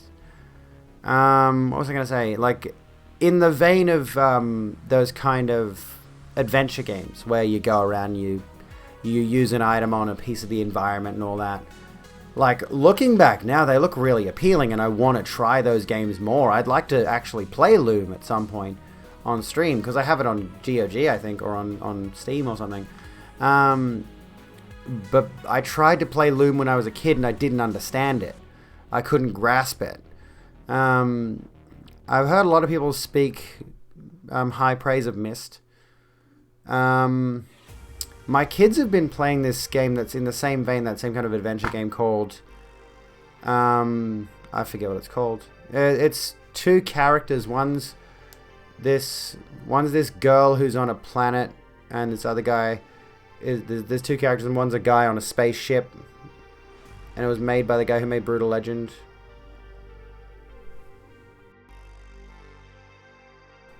Excuse me. But I never got super into those kind of adventure games, point-click adventure games. I can't think of what that one's called now. Anyway, One Must Fall 2097. I was looking at Steam games recently. I was looking at like what we've got on Steam on the sale at the moment. Like, I'm not going to buy anything on the Steam sale because the money goes to the boobs now. All of the money goes to the boobs now. And, like, I wouldn't buy Sea of Thieves on Steam. I would just get Game Pass if I wanted to play Sea of Thieves, which I kind of want to give it a try at some point. I did install it when I had Game Pass, and I never ended up playing it. So that'd be a thing I want to try. Like, let's have a look at adventure games. What's in adventure games? Action adventure. I really just desperately want to play Sekiro on my PC because there are some cool mods for it. But what if a game could bring people into the boob fund? That'd be an idea, wouldn't it? I'd like that. I've heard Dark is good, and it's only like $6. Cheat codes also miss diviners. I played so many games with cheat codes on. This one looks interesting. Boy who finds himself in the middle of a lucid nightmare. I actually want to try this one. It looks kind of neat. Dark. Fable Anniversary. I think they're doing a full-blown remake of this soon. I think it would be neat to play Fable to actually experience it, because I've heard it's quite good. I've heard the first one is quite good.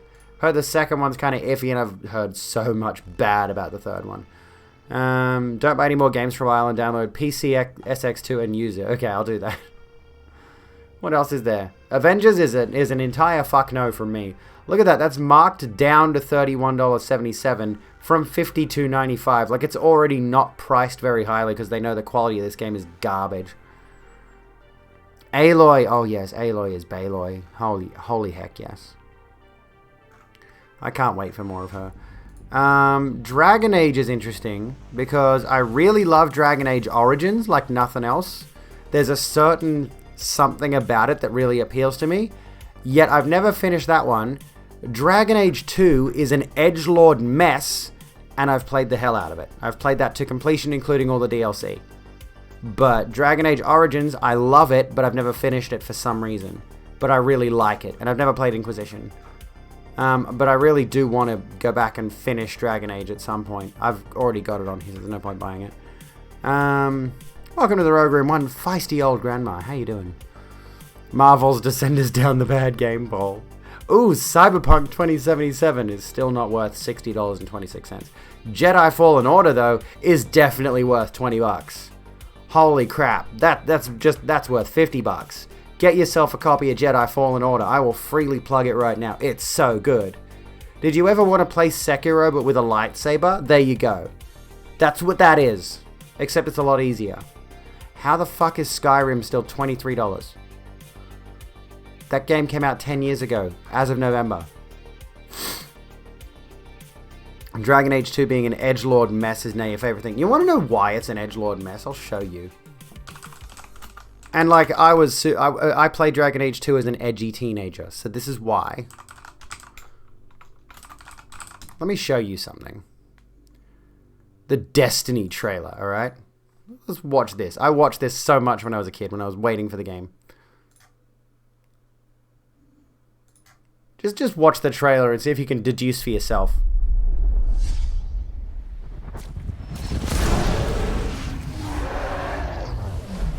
I mean, so right off the bat, right? So the dragon bursts out of blood.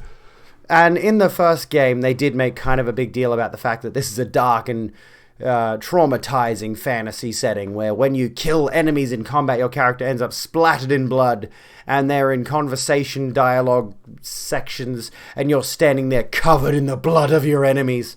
Anyways. There are men who struggle against destiny, and yet... Hang on. Can I turn the, do we have the add-on? I don't have the volume add-on. We're just going to have to put up with it as low as it is. Sorry.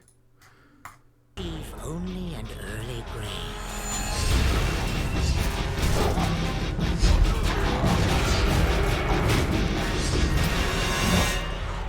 So they've changed the Kunari from the first game, which were previously just like big, bulky humans. Honestly looked a little bit Maori in the first game, and they just turned them into these big, horned, grey-skinned demon fuckers that are dressed in red and black. They're red and black. And then, like, all the armor of the knight characters and things like that have got so many needlessly unnecessary bits of plating to make them bigger and chunkier and spikier. Kind of a World of Warcraft aesthetic. Whereas in the first game, all the armor was pretty standard design. It looked pretty realistic fantasy, almost.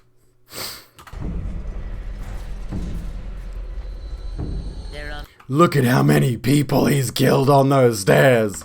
Oh my god. Look at all the death and the blood and the bodies. He's left a trail of bones. Sorry, I'm being silly.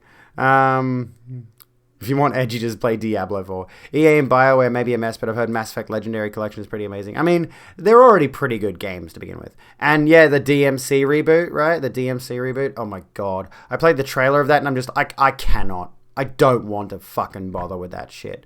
I played the trailer, the demo of DMC, and I'm just like, holy fucking shit, no, this is awful. It was bad. The main character was insufferable. The gameplay was boring. Like, it was just not good. Anyways, you'll buy Outer Wilds, will you? Will you buy me Outer Wilds? You freely can if you want. I did like what I played of the Outer Worlds. Like, the Outer Worlds, I know it's a different game. On the subject, though, I did play a bit of that, but after a little while of playing the Outer Worlds, I was just like, yeah, okay, I get it, capitalism bad, in space, got it, understood. Here's a flex for ya, us. That's all I can do. I can't take the jumper off because I'm not wearing anything under it. But I have heard good things about the Outer Wilds, which is, yeah, a different game. Anyway, yeah, like it's, Destiny, only to have it swallow them whole. oh no, the rolling bloody crown that we totally didn't steal from Warcraft 3. And then our protagonist here, in his big spiky armor and his big sword. And there are men who embrace destiny and do not show their fear. Oh, look at that. I'm going to smear some blood on my nose while I'm up here with my emo haircut. And this big unnecessary shoulder spike. The animation's not bad, though. Oh my god, I forgot this was from that era where every single fight scene was cut every single time anyone takes a swing. Oh my god, can't see any of the action. Because every single action movie from this period of time was like, this person throwing a punch, but you only see 0.3 seconds of it. All of a sudden, someone's getting hit with a lamp. It's some kind of a polearm with a long blade. If I recall correctly, it's a mage weapon.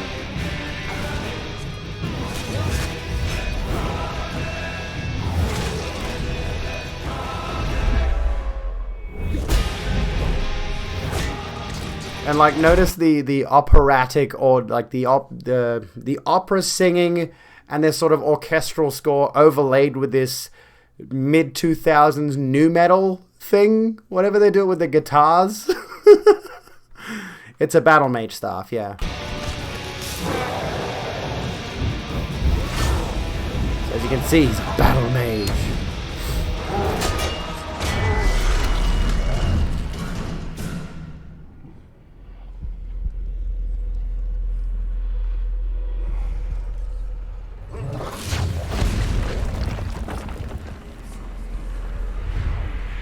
Notice this guy just copped the whole blade straight in the gut. And he's just like, yeah, what, you little bitch. And then Hawk gets a little, by the way, the human's name is Hawk. He gets a little cut. And he's like, oh, I'm dying. Oh my god, I'm gonna die. I can't aim at you anymore. Like, Hawk, you little bitch. You get a little cut on your stomach. You stabbed the other guy. And he's just like, yeah, whatevs. I'll get over it. Take that, statue. No. Does he have a Hawk named Human? I've played Neo, not a fan of it. I'd give Code Vein a go. It looks cool, but twirling a glaive so the blade's facing down is like saying, please hit me, I don't value my life. I doubt Demon Souls Remake is coming to PC, unfortunately. And here's your posture check. Sorry, I'm making sure I'm sitting straight. I now own Outer Wild. Thank you, Paige. Oh, get the shit kicked out of you, protagonist. He's got a higher CON score. And then Hawk starts doing heroin for some reason.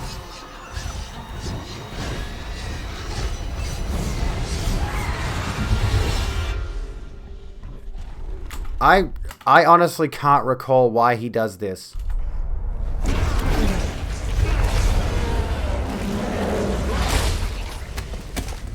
These are the ones that change Deus Ex Machina, by the way. the world forever.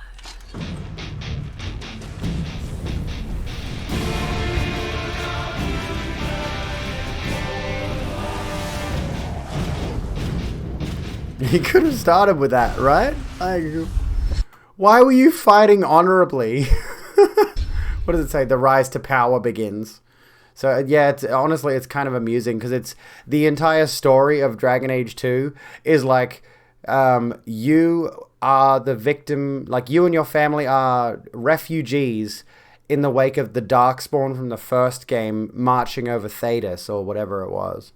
And your family migrate to a place called Kirkwall, and the entire storyline is a rags to riches story. So you start off living in this tiny little apartment with your family, and then the story progresses through a series of acts as the years go on, and you slowly become more and more powerful and influential and make a ton of money and stuff like that. I don't recall specifically blood magic being a focus of the story. It's always a part of the story, generally speaking. But I don't recall it being a core focus. But yeah, the ending of Dragon Age 2 is very much a letdown, most certainly. If you've played it, you'll understand what we mean. And it certainly appeals to a certain crowd, I think, that game. It made a lot of characters where, like, for example, all of your companions in Dragon Age 2 were particularly interesting characters. They were all the most interesting characters you could possibly imagine. It was kind of amusing in that regard. Just so the Flourish was just being cocky then, since he could just bifurcate him with magic claws or something. In Destiny 2, there's a guy called Ghost, and his ghost is called Tommy. Blood magic is a beacon for demons, so it's usually a last resort.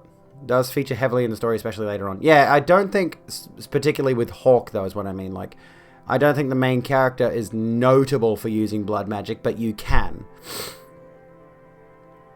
The only character you didn't like in DA2 was Fenris. Well, yeah, that's kind of what I was getting at. Fenris is one of the most interesting characters. Like, they kind of went out of their way to make him as I'm not like anyone else as possible. He's such a unique, special... I hate to use this term, but he is, quite honestly, very much a little unique snowflake. Like, he's the character that just like, I'm a lone wolf. He's a Sigma male. I'm a lone wolf. I follow my own rules. I've got these glowing tattoos all over my body. Look at me.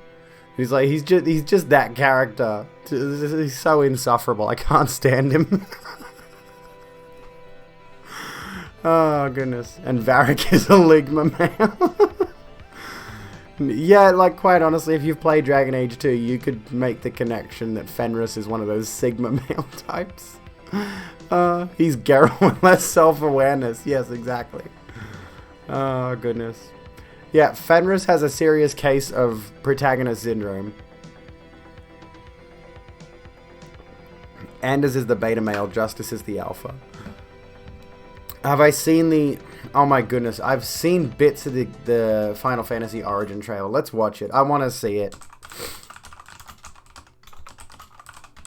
I've seen it. Protagonized. I've seen bits of it, but I couldn't. I had to stop. But we'll watch it. We'll watch the whole thing.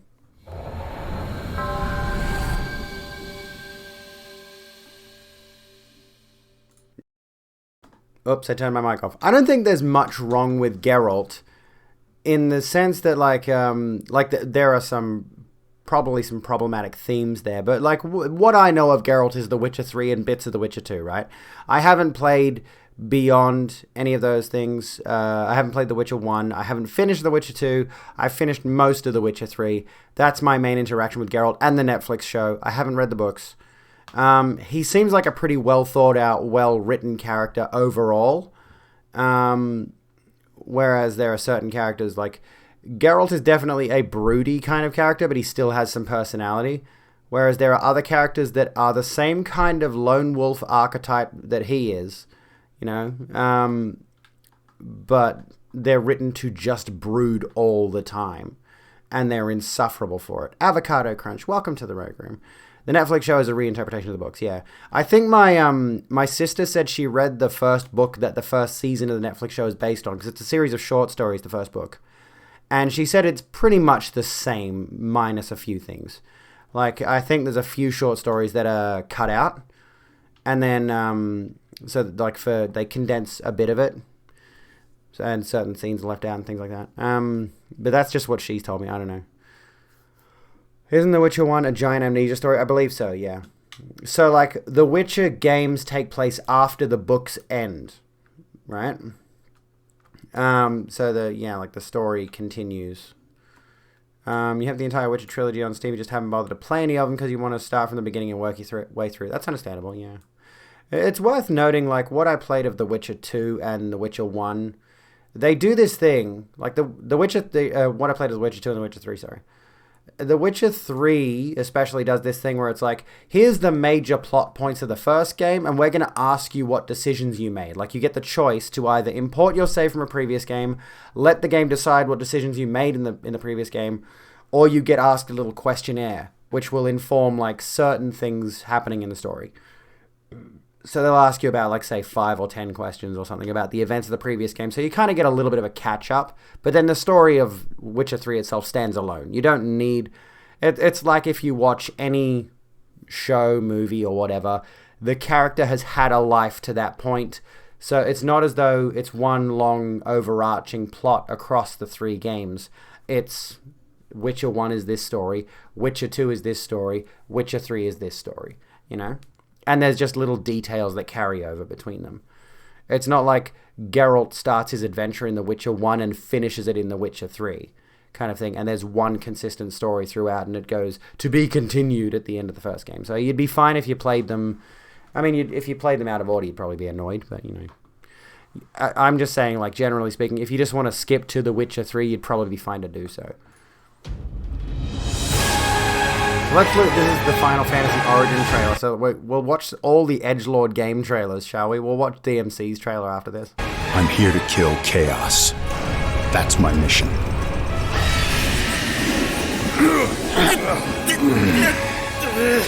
Looks like chaos has been waiting. I still can't get over his character design. It's the exact same thing with the Hawk thing. Like, back when Dragon Age 2 released, that character just looked like such a stereotype. And this guy looks like such a stereotype. It's the same thing. It's the same exact character design. The generic white cishet male self-insert character design pushed to its logical conclusion. Oh, fuck, he's even got the same mark. Like Hawk smeared some blood across his nose for that edgy look. This guy's got a scar on his nose. Like, oh my god, it's just... Please, I'm begging you, character artists, put a little effort in, please. For us. You gonna make us go in there and find you? Guess we'll just show ourselves in. Generic Omic White Dude Unit 55 Sigma. Apparently this has a demo that you can play. It might not be available anymore. The main character is Jack, a man consumed by a need to destroy chaos. I only know one thing. I want to kill chaos. I need to. It's not a hope or a dream. It's like a hunger. Thirst. Move aside! You're dust! Oh my god, the sheer level of masculine rage I'm seeing here. This is a man that's been juicing for 10 years straight. You folks know the phrase blast and cruise? Have you ever heard the phrase blast and cruise? It's what bodybuilders tend to do, right? They'll inject steroids and they'll keep like what you're supposed to do on steroids, right? Is you're supposed to go on a cycle of PEDs for about 4 to 6 weeks to get optimum results from them, right? And then take a break for about 3 to 4, maybe even 6 months to let your body recover from the intensity of the workouts and what's been happening to your body on the steroids, right? What blasting and cruising is when you take the steroids and you never stop. You just keep going. And steroids, being based on testosterone by and large, have a tendency to invoke this level of sheer masculine rage. You've heard of roid rage, right? Steroids, by the way, Punky Gal, thank you so kindly for hanging out. Have a good one. Roid rage is just when your adrenaline levels and your testosterone levels are so high that you become almost, consumed by this masculine aura, and you have an untenable aggression about you, and it can lead to some pretty awful behaviors. And yes, it does completely destroy their bodies. And this sounds like the kind of person that has just been blasting and cruising for so long. You sure chaos is here? Yeah, they can only squash monsters for so long. I hate doing pest control. This is the shrine of chaos. He's here. We just have to hunt him down. Feel the pain!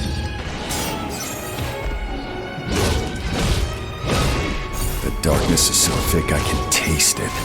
This is it. No doubt. Die already! Oh my god, edgy. There was a knight who left on the same... I have a feeling Jack has potentially been spirited away into the Final Fantasy world because he looks like he's just clashing with the environment. They all have his outfit right now is just the most generic thing in the world. That's something I would see any old bloke in the streets wearing. Both of the other main characters there have also got similar artwork detailing them in pretty casual outfits. So maybe that is the plot. Maybe it's a bit of a, what's the phrase? Like the Monster Hunter movie kind of situation. What's it called? Like a type of anime. Isekai. Right? It might be like an isekai situation. I don't watch anime. I'm not a weeb. Get over yourself. Journey as you, but never returned. His name was Garland. If you could, I would be grateful if you looked for him. Chaos.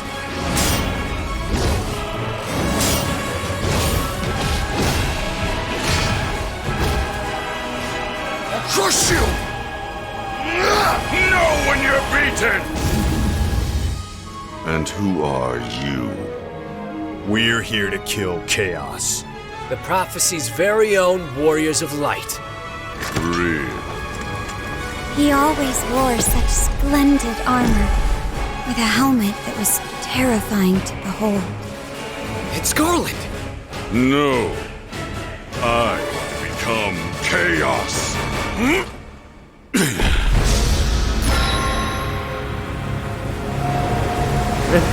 It does look like a parody. It's so cringy. Why is it so cringy? What was their ambition here? How many times was that said? I would venture to start a drinking game, but I don't fancy alcohol poisoning on stream again. Anyway, what was that? It is based on Final Fantasy 1, Draco, is the thing. It was based on Final Fantasy 1, so this is... I do recall hearing a while back, right, and this is the game that they were talking about, this idea that Square Enix was doing a Souls-like based on the Final Fantasy 1 universe, and that's what this seems to be, based off what I've... based off what we've all just seen there, and it's so cringy. So incredibly cringy. Like, I don't know what audience they were going for with that. I don't know what their ambition was. I don't know what they were trying to appeal to. It's so bizarre. I can't fathom it. Chaotic amount of chaos was spoken. You love anime to death. You don't identify as a weeb, though, because most of the do are really disgusting. I can understand that. It's so weird. It's based on FF1. Garland is one of the main antagonists of 1. Okay, there you go. So yeah, like I guess I guess it was designed to appeal to hardcore fans of the first Final Fantasy, however many of those there are out there, because it took until like Final Fantasy 4 or 7 before it really took off, right? But I suppose they've always had the IP there, so they might as well do something with it. But it's just such a weird aesthetic choice, that entire thing. Like, they've got all these big, spiky, edgelordy visuals, but it's all in this washed out grayscale color palette, so all the detail is lost. And then the main character designs are the most generic thing on the planet. The antagonist designs are the most generic things on the planet. Like, who is this for? I genuinely want to know who this game was made for. Who's gonna be playing this? I know Calgar played the demo and said it was quite fun. Like, maybe the gameplay is good, but it's just like, what's the appeal? What's the storyline appeal? Like, I said this before, it feels like, honestly, the best comparison I can make is Prince of Persia 2 Warrior Within. Not the, like, who played the Prince of Persia 3D game? Sands of Time, Warrior Within, The Two Thrones, right? Warrior Within went down a very similar route to this. Everything became much darker and bloodier and grim. All of a sudden, the prince could cut the heads off his enemies, and he became very broody, and he almost looked like he was wearing dark eyeshadow. He let his hair down, and he's being chased by this big, what's the phrase, like, amorphous, like, evil entity with big, black, smoky horns, and it's like, the whole tone of the series shifted dramatically from one game to the next, and then I think they continued that edgy streak in the next one. And it feels distinctly like that game should have been released during that era of video games, when stuff like Prince of Persia Warrior Within and God of War and all of that were very prominent. It feels out of place almost, like the games industry has moved past the need for such testosterone schlock. Yeah, like you said, Drago, yeah, schlock. Steroid-infused schlock. So, I don't know what the fuck. Here's a fun fact about Warrior Within. The guy who wrote and produced the original Prince of Persia games, I've forgotten his name now, he worked on Prince of Persia Sands of Time when they did the remake. They did Sands of Time. And then they wanted to continue on with Warrior Within, and he dropped out. What's the guy? Who's the original creator of Prince of Persia? Jordan Mechner. He helped them on Sands of Time, and then he went on to leave the studio. I think he stopped collaborating with them when they showed him their vision of Warrior Within. He was like, "This is not what Prince of Persia ever was." You know, he didn't agree with it, so he left the studio and went and did his own whatever he was doing. You're all set to defend Final Fantasy, but that trailer was just, yeah, what was that? What was that? I don't even know what that was. That was confusing. It was very confusing. I'm just going to watch edgelord game trailers. Oh, anyway, I got another one.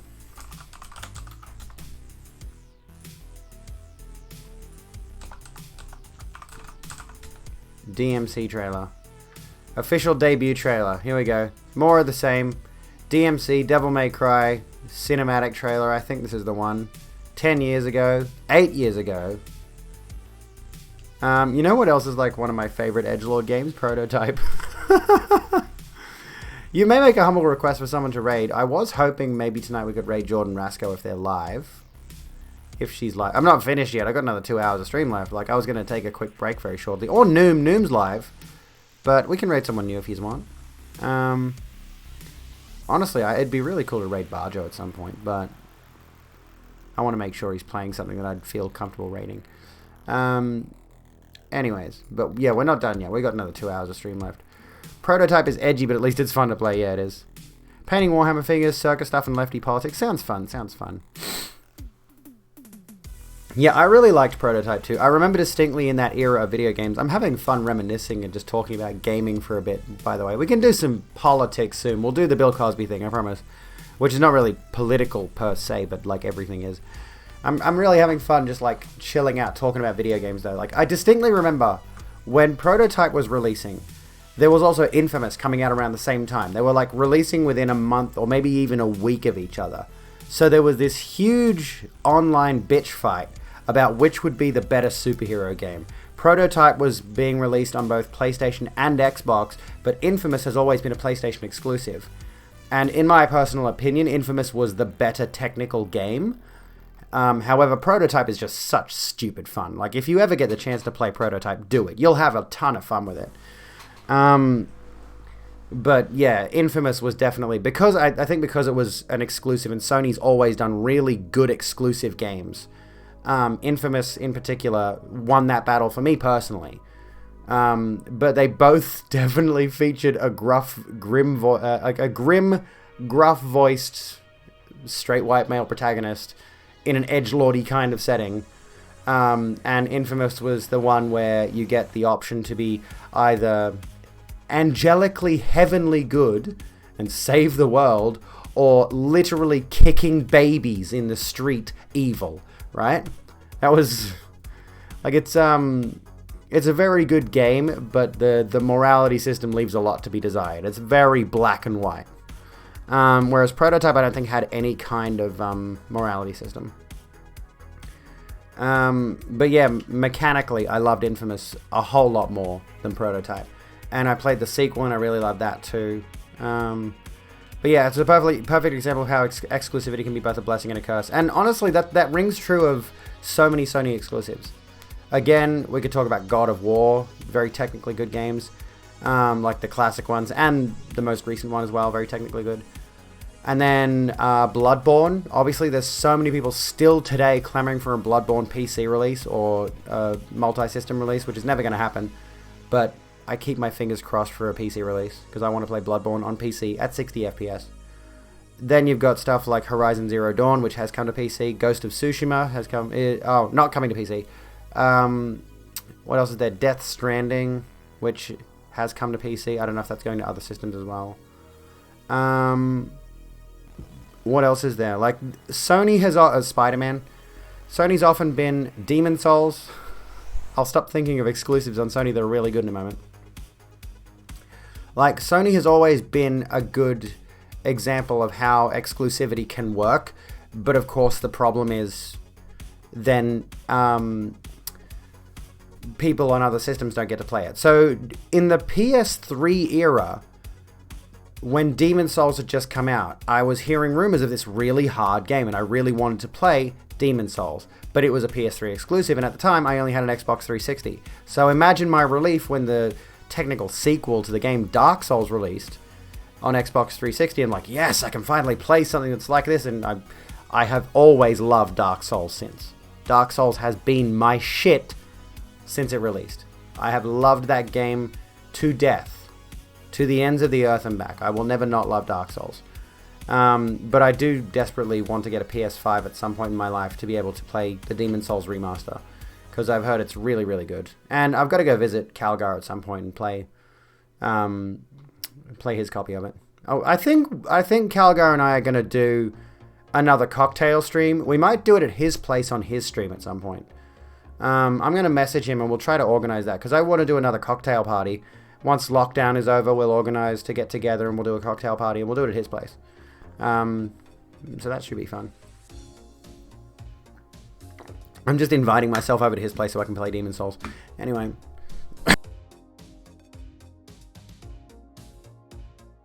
I will definitely drink less. You're getting your PS5 soon for Stray, the cat game. I've seen that one. We could look at a trailer for that. Ghost of Tsushima is getting a director's cut. Yeah. You know what baffles me is that Death Stranding is getting a director's cut. But literally Death Stranding, like, Sony gave Kojima as much money as he wanted. He had a monster sponsorship, and he literally he took as long as he wanted to make Death Stranding, and eventually he released it, and he's doing a director's cut. Like, how is it not the director's cut, Hideo Kojima? You made the game. You had every shred of freedom in the world. You don't need a director's cut, you dickhead. You actually like the idea of a cocktail party. You might ask your friend if she wants to join for one. Yeah, it's fun. Like, the last time we did one was really fun, but I just got way too drunk. And Calgar's got all the stuff at his place, so I'll message him and I'll see if we can organize it for the near future. Gotta say that you don't play Dark or Demon Souls, but you like watching people play through Demon Souls, because unlike Dark Souls, Demon Souls actually has a fucking story. Sekiro is like that. Sekiro's actually got a decent story in it. Whereas Dark Souls, Dark Souls 2, Bloodborne's got a story in it. It's much the same as Dark Souls in that it's very vague, but Dark Souls' story, Bloodborne's story stands out much more to me as its own unique narrative. Dark Souls, all three of the games, I feel like the story only exists to serve the gameplay. The lore and the setting is all fantastically well made. They've put in a ton of effort to make those universes really engaging. However, the story of Dark Souls is a framing device and nothing else. Like, you don't really need to care much about the plot of Dark Souls, which is why so many people say Dark Souls doesn't have a story. It does, but it's quite good. It's a good story. It's just very, very shallow in a lot of ways, in that it's not shoved in your face all the time. You don't get heavy-handed cutscenes. Dialogue is only world building, and, well, most of the dialogue is only world building, and the few bits of dialogue that push the narrative along are pretty vague and nondescript. So, yeah. You're gonna head off to bed, Scoville? Have a good one. Thank you so kindly for hanging out with us tonight. I appreciate you so much. Yeah, Dark Souls is less plot, more vibes, yeah. Stanley Kubrick releasing his second cut of The Shining. I know, it's ridiculous. And I think I saw a picture that said, like, with regards to Ghost of Tsushima, Ghost of Ikishima, which I think maybe it sounds like they might be doing a Miles Morales thing, where there's another ghost in Ikishima, and maybe like it takes place after Ghost of Tsushima or during Ghost of Tsushima. It strikes me like they may be, I don't know anything about it yet, I'm just speculating that they may be doing something in that same vein of this is a Ghost of Tsushima side story that focuses on another character in the universe. I've still got to play Miles Morales, by the way. I really liked Spider-Man. I'd like to play Miles Morales because I love the character of Miles. I think he's awesome. But yeah, I honestly, if Sony goes this route of let's release a big game and then let's release a little equally good budget but much smaller side story that takes place in the same universe, introduces some new features, introduces some new characters. Like, I love that idea. That sounds awesome. And I wouldn't say started it with Infamous Second Son, but Infamous Second Son released, and then we had Infamous First Light, which was exactly the same kind of setup as Spider-Man. So you're introduced to the character of Fetch in the main story of Infamous Second Son, and then she gets her own side story in First Light, which I love Fetch so fucking much. She needs a full-blown game of her own. I desperately need a Fetch game. Infamous Fetch. Infamous Second Light. I love that so much. I love that game so much. That expansion so much. I desperately need more Fetch in my life. She is goals. She's my video game girl crush, honestly. Anyway. Yeah, reuse those assets, return me to this world. Exactly. The next ghost is about a girl, and naturally GameFAQs is pissed. Little LeMayo. And yeah, neon superpowers. Honestly, that was one of my favorite things. It's like she's got the coolest superpowers on the planet. Neon. Fucking neon. Like, dude. It's like you just take Cole's powers of lightning. Like, honestly, if I were to have any superpower, it'd be like manipulating electricity. And then you take that and you just convert it into neon gas. And it's just, oh, I'm losing my mind. I'm geeking out so hard over Infamous. Abby, what did I do? It was so good. Know the secret of why you like Fetch? Abigail. Yeah, her name's Abigail Walker. Shut up. I didn't even think about that. Although, honestly, it may have factored into my decision subconsciously or something. But she's so fucking cool. She's so cool. Another round. Hey, Eggberry. On you. Going to ski-daddle off to my musical sanctuary for a bit. Wishing you all a beautiful day. Much love. If you happen to see us around on Twitch or elsewhere, don't be a stranger. Thank you so kindly. Eggberry, have a good time. Enjoy hanging out in your musical sanctuary. And thank you for the 1,000 bits. You absolute legend, you. Apparently there's leaks of Ghost of Tsushima coming to PC. Excuse me, sorry. Oh my goodness.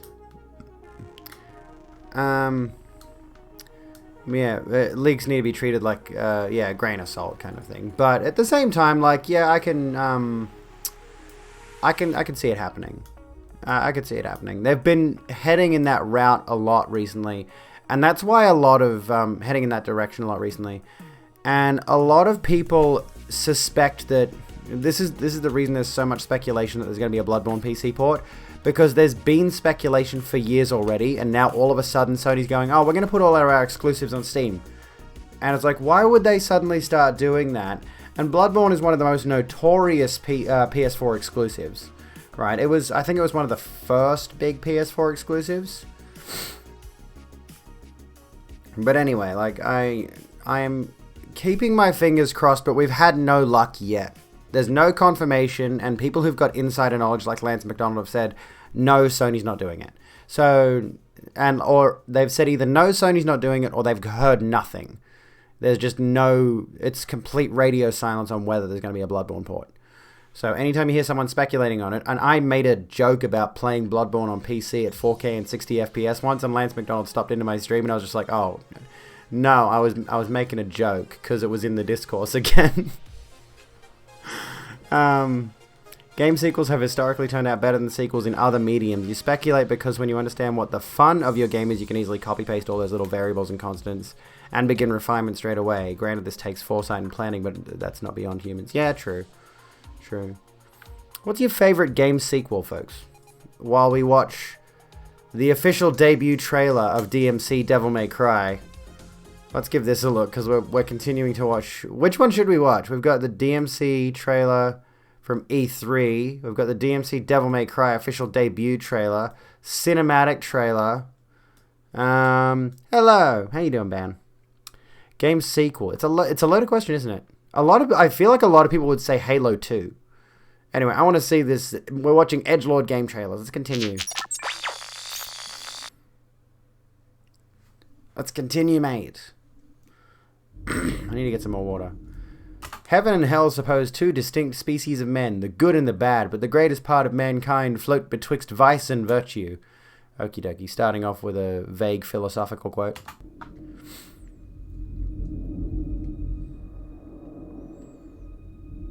Capcom.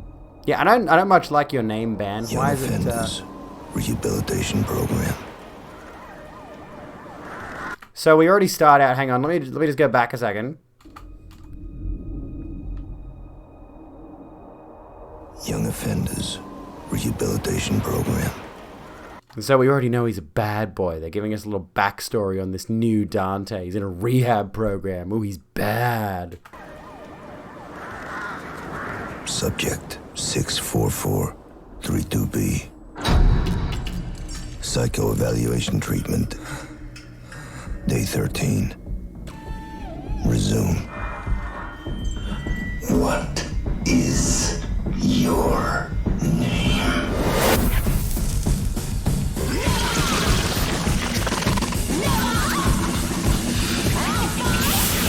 Oh, he's an evil, nasty boy with his putting his smokes out on the bad guys. Oh, he's a bad boy.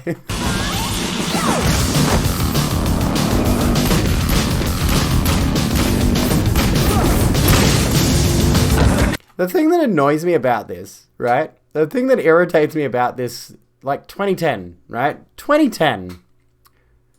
Give me a second here really quickly.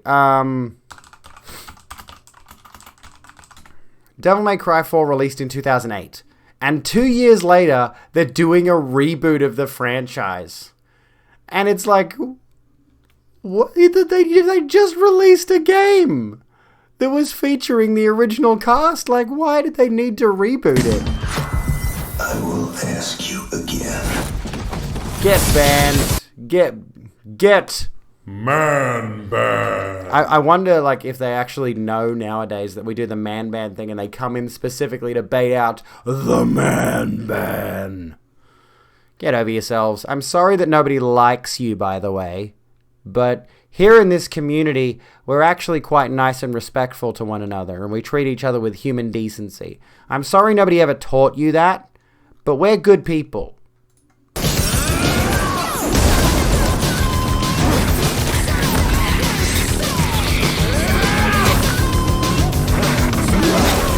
I want to make commentary about the music, but honestly, the music is not terrible.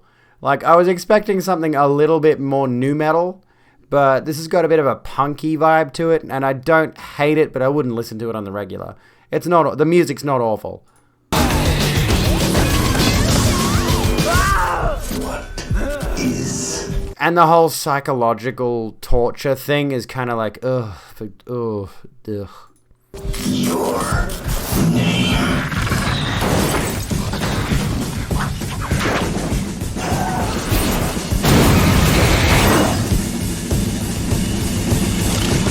My name is Dante.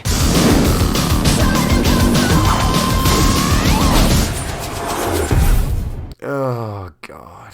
I remember when everybody watched this trailer, and they had that line pop up, and then all over the gaming forums, they were just like, everyone was like, my name is Dante, and everyone was like, no, it's not. Everyone was just in full denial.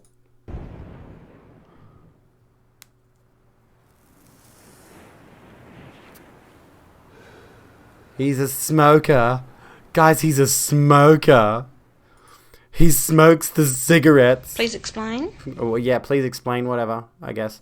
That's not what I was going for, but anyway. He smokes, guys. You know why he smokes? Because he doesn't care about his health. He's a rebel. Just gonna smoke a cigarette. Can I bum a slur off you? Denial maker. It's so dumb. Like, Dante has white hair. I hate the fact that they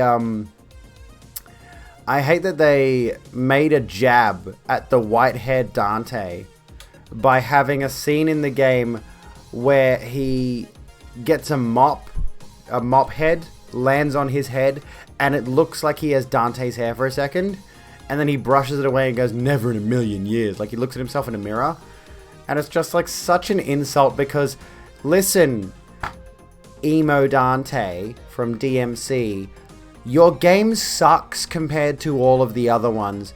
You don't get the right to pull that kind of attitude, mate.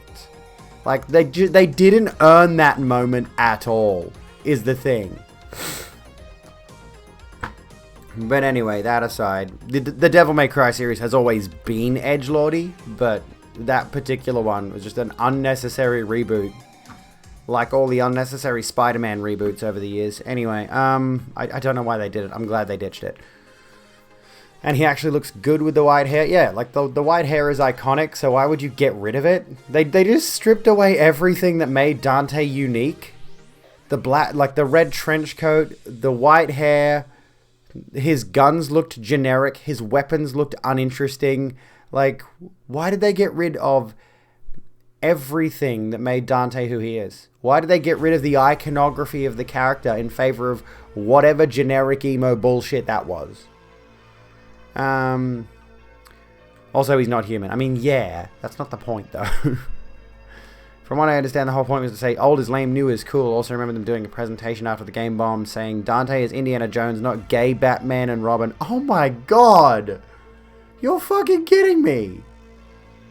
Jesus Christ! Alright, I haven't taken my break yet, so I'm gonna quickly take a break. Black Ops 2 is your favorite sequel. To be fair, it did teach you about CIA involvement in Afghanistan. There you go. We'll be back in just a moment, folks. I'm going to go refill my water bottle because you can't use hydrates. You did miss a man band, but it's alright. It's alright. We need to have a man band counter on the screen somewhere. No, I remember what you mean, Echo. I remember reading that story. Now that you've said it, it's popped in my head like there's a vague recollection of that particular... I think I read an article or something about that actual thing. I'm sad to say I'm not shocked. Well, anyway, I'm going to run an ad. I'll be back in a minute. I'm going to refill my water, take a leak with my massive monster hog that everyone keeps asking about. Sorry, my cock is bigger than yours, you pussies. BRB.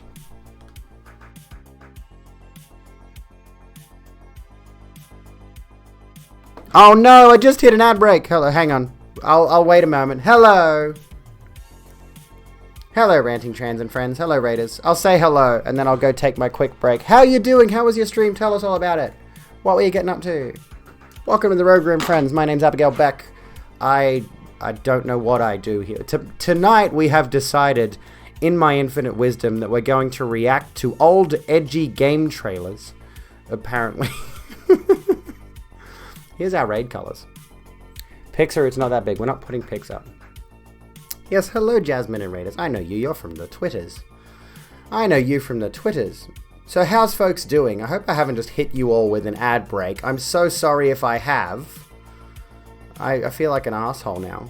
And I'm going to take a be right back in just a moment. Because... I'll tell you one thing. I need to take this hoodie off and put a t-shirt on or a tank top on. Because I'm sweating like a pig in this thing. Oh, anyway, the DMC remake folks in charge of that presentation were... Oh, okay. I get you. Stardew Valley! Ooh, I love Stardew Valley. I should redo Stardew Valley soon. Stardew is awesome. Stardew is such a cozy game. I've played that to death, though, is the unfortunate thing. It's one of those things where I'm like, okay, I enjoy Stardew Valley, but I've played so much of it. Because my sweater I just have... unironically, I just have that big shoulders. That's my shoulder. That's me. That's not the hoodie. My shoulders are just huge. This is a large or an extra large, this hoodie. And it's snug on me because I have such broad shoulders. Oh goodness. Because I can't stop working out. I'm just jacked. I'm just massive.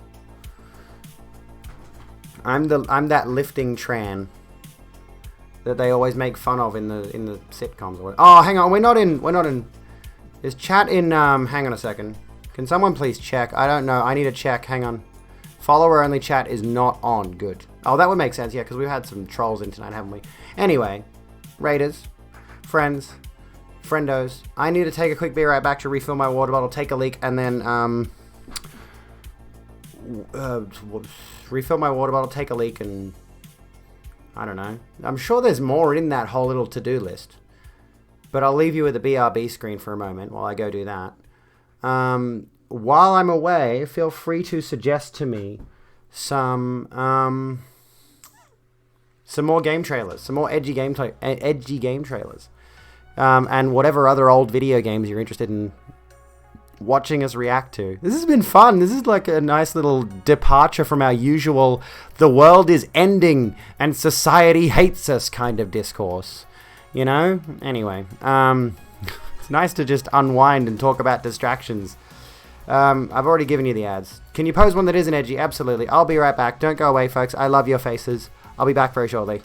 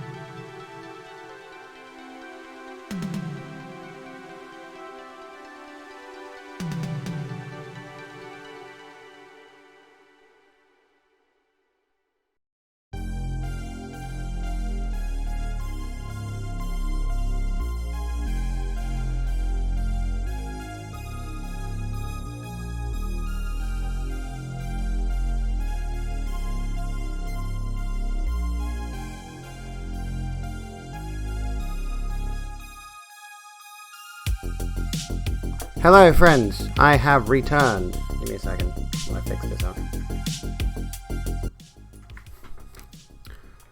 What's going on? So I figured since I was wearing Pusheen before, I need to continue doing so. So we're back on my I'm Busy crop top, which I adore and I love with all of my person. I also scratched something on my leg and I made myself bleed, so we got that going for us, which is nice. Anyway, I was trying to find a tank top because we were talking about my shoulders and I wanted to show my shoulders off. And just so we're all clear, because we were on the Be Right Back segment, I thought I'm going to take my hoodie off and put my top on in front of the camera because you can't see me do it, you bastards. Eat shit. How's everyone doing? I hope you're all well. Is that charging? I don't know if that's charging or not. My charging disc better not be fucking up or something. It's flashing at me. Why are you flashing at me? Okay, it's working fine now. Alright, let's have a look at this. A non-edgy game trailer. Okay, what do we got here? Okami HD. Ooh, I've seen... PD12.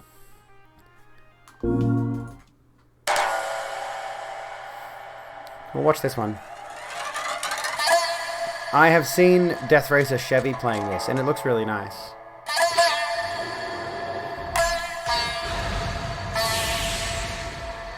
And honestly, who among you has played Aragami?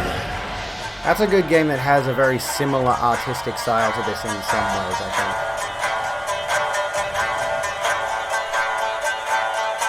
think. Not completely, though. Like, Okami has got a very distinctive artistic style to it, though. But Aragami leans in a very similar art style in a lot of ways. Very kind of painterly. I'm probably using that word incorrectly. But I've heard many good things about Okami. You try playing Aragami? Yeah, it's pretty hard because it's a game that, you know, if you get spotted, you're dead. So, you know, it's a stealth game where you need to stay hidden. Either that or you need to make sure you can kill an enemy in one hit. It is quite nice.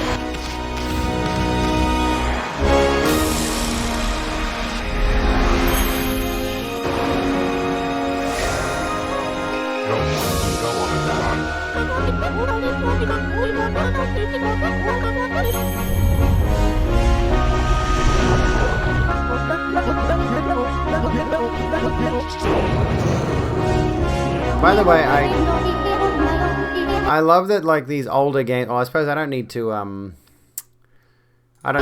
it. I love that some of these older games relied on this technique of.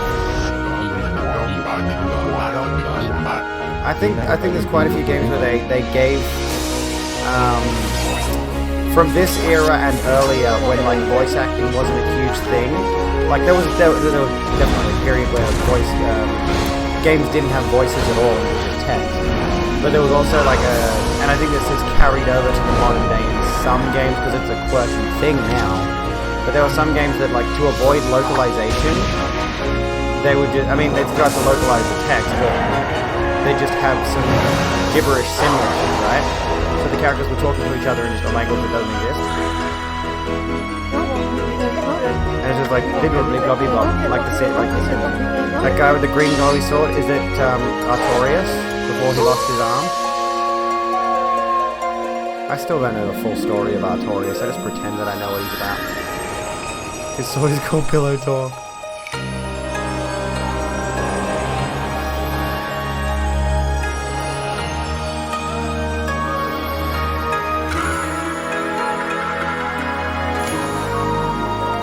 This is the thing, right? That looks gorgeous now. And I mean, I know that's the HD remake of it, which is for PS4, but, like, it's not a remake, is it? It's just a remaster. So I think it's just like it just scaled up and made to look a little bit nicer. But the thing is the what's it called? The art style of that game still holds up, right? You can tell it's got, like, lower poly things and stuff in it. But I'll check the link. Hang on. You can tell, like, the models are lower poly and the textures are a little bit lower quality. But you look at games that had an art style even back as far as, Like, you go back to the age of pixel art games, and you go to the PS1 era, PS2, PS3, games that had a particular art style that wasn't rooted in grim realism look so much better than those games that went for the realistic aesthetic. So, like, the art style always holds up. You can always go and play those older games, and they still look nice. Like, your eyes aren't sort of clashing with this gross, like, attempted reality from an era when the technology wasn't there yet. So, like, realistic graphics never hold up. Whereas, what's it called? Whereas artistic, games with an actual artistic sense of integrity do tend to hold up. So any edgy, cringy, worst trailer. Let's have a look. Hatred. Oh, I don't think we can watch this, actually. Hatred is a game that's banned on Twitch. You can't play it on here. So I don't think I can watch this trailer. I've seen it. I think I've seen this trailer. I know what kind of game it is. But I don't think... Yeah, I think it's on the banned games list on the platform, so you can't actually stream it. And thus, I think watching the game trailer might even fall under that. So if I watched any gameplay... Yeah, it's the really bad Postal remake. And I've seen some of the footage, like the executions that you can do in it are really grim and brutal. Like, it's designed to be an unsettling game to play. Like, you watch it and it's like, what the fuck is going on? Like, have you ever watched a TV show where they show, violent scenes where it's not just some guy's beating up the other guy and then he shoots him or whatever, but you watch a violent scene between these characters and one of them, like, it looks real and fierce, and like you might watch a guy getting his head bludgeoned in or something like that, getting stomped on, getting his knees inverted by another guy's foot. Like, it's just like you're watching a really grim scene that you think could actually be unfolding in front of you, right? As opposed to action movie violence. That's the kind of violence that they tried to go for with Hatred, and as a result, it got banned on Twitch, if I'm not mistaken. Anyway. Thought they allowed Hatred back on Twitch after they made an M-rated version. They may well have. Or horror movie violence. It depends on the horror movie. I've found that horror movies either go too schlocky, or they go... Like, there are some horror movies that do... Like, the best horror movies I've played... The best horror movies I've watched are the ones where it's an unsettling real scenario. But, yeah, I've played a ton of horror movies. It's either like they go too schlocky with their horror killings, or they go too over the top in the other direction. Like horror killings where you can look at them, it's just like, oh haha, it's kind of funny the way that guy killed that guy. Or the other way where it's just like they put too much gross out into it, where it's like, okay, alright, yeah, the guy ripped out the other guy's lungs. Awesome.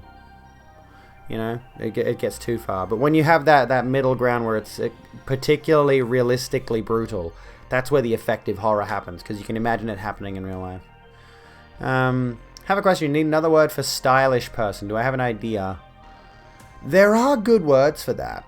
Let me think for a second. Let's Google it. Let's Google it. I can't think of any off the top of my head.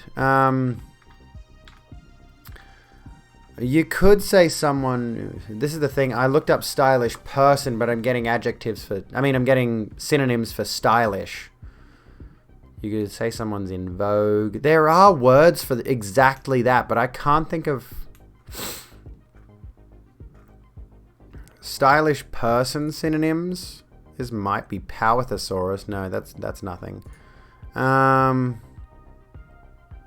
Other words for fashionable. I honestly, like, I can't think of any, but I know there are certainly words that define, like, a stylish person, and I can't, off the top of my head, think of any of them.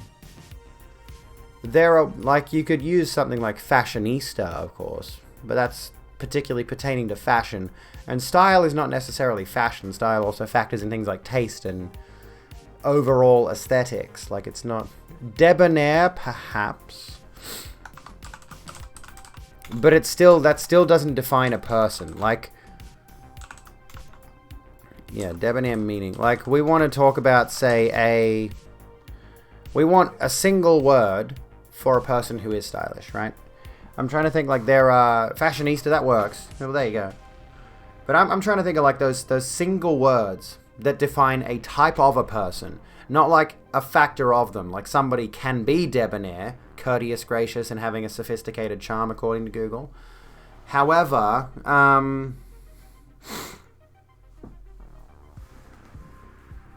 excuse me. Good night, Fox. So gore is okay, porn bad, adult only rated, games are banned on Twitch. And I think, yeah, hatred was adult only rated. I don't know if it is now. It might not be anymore. Like you said, it did get an M-rated version, so it might be okay now. I don't know. But anyway, yeah, I've always hated that whole thing. Yeah. But like, I've always hated that notion that like, sex is awful, but violence is perfectly acceptable. When did we decide that? When did we decide that violence is perfectly okay to represent and even show to our children in such a way that we cartoonify violence, but sex and sexuality is somehow much more restricted in terms of its representation? Like, I don't want to be showing children sex scenes, obviously, duh, but we, as a society, and especially on Twitch, like if you look at the discourse around women on Twitch all of the time,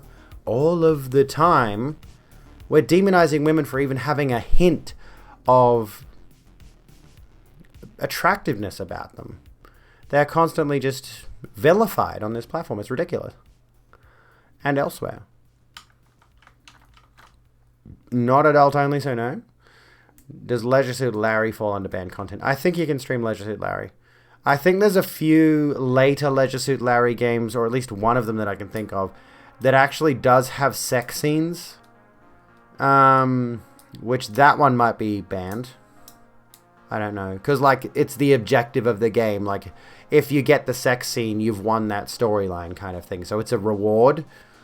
So, I think that one would be off the table.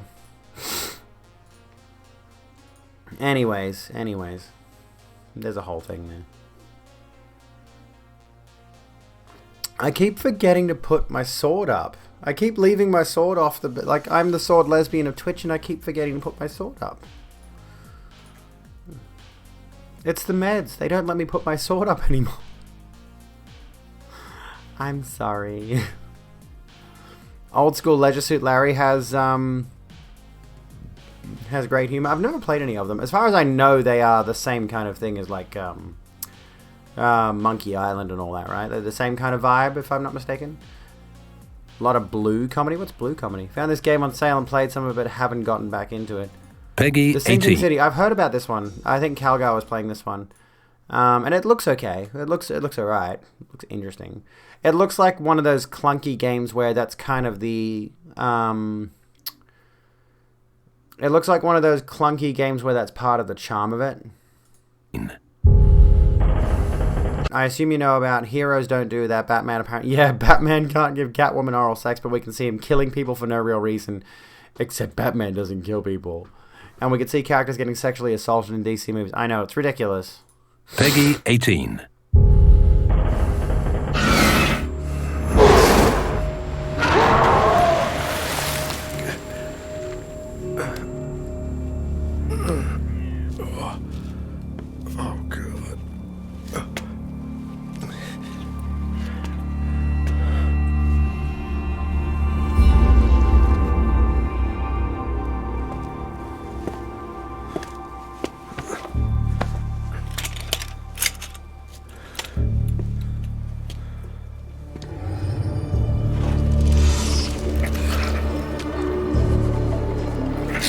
Kind of hot. Yeah, Lovecraftian themes. I know that. I know this is heavily Lovecraft influenced.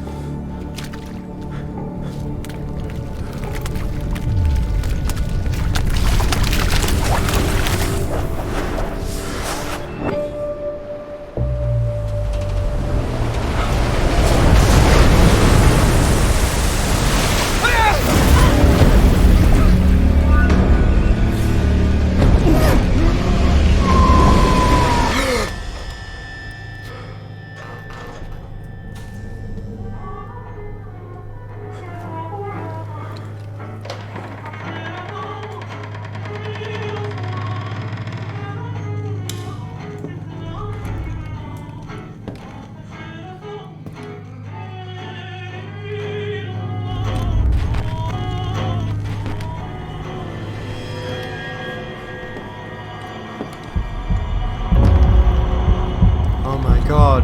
It's Cthulhu.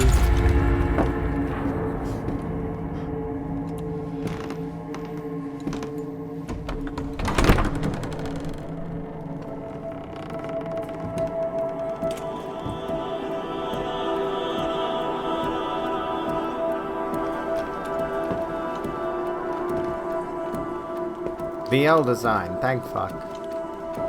Oh my god, he opened a door onto himself just like Bioshock Infinite. It's the same game.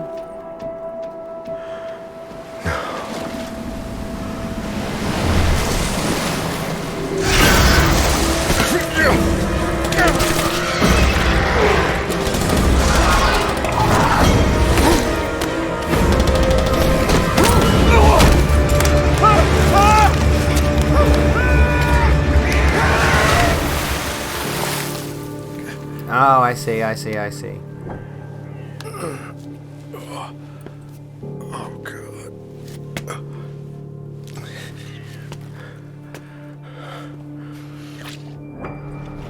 Oh my god, he's got the weird eyelids.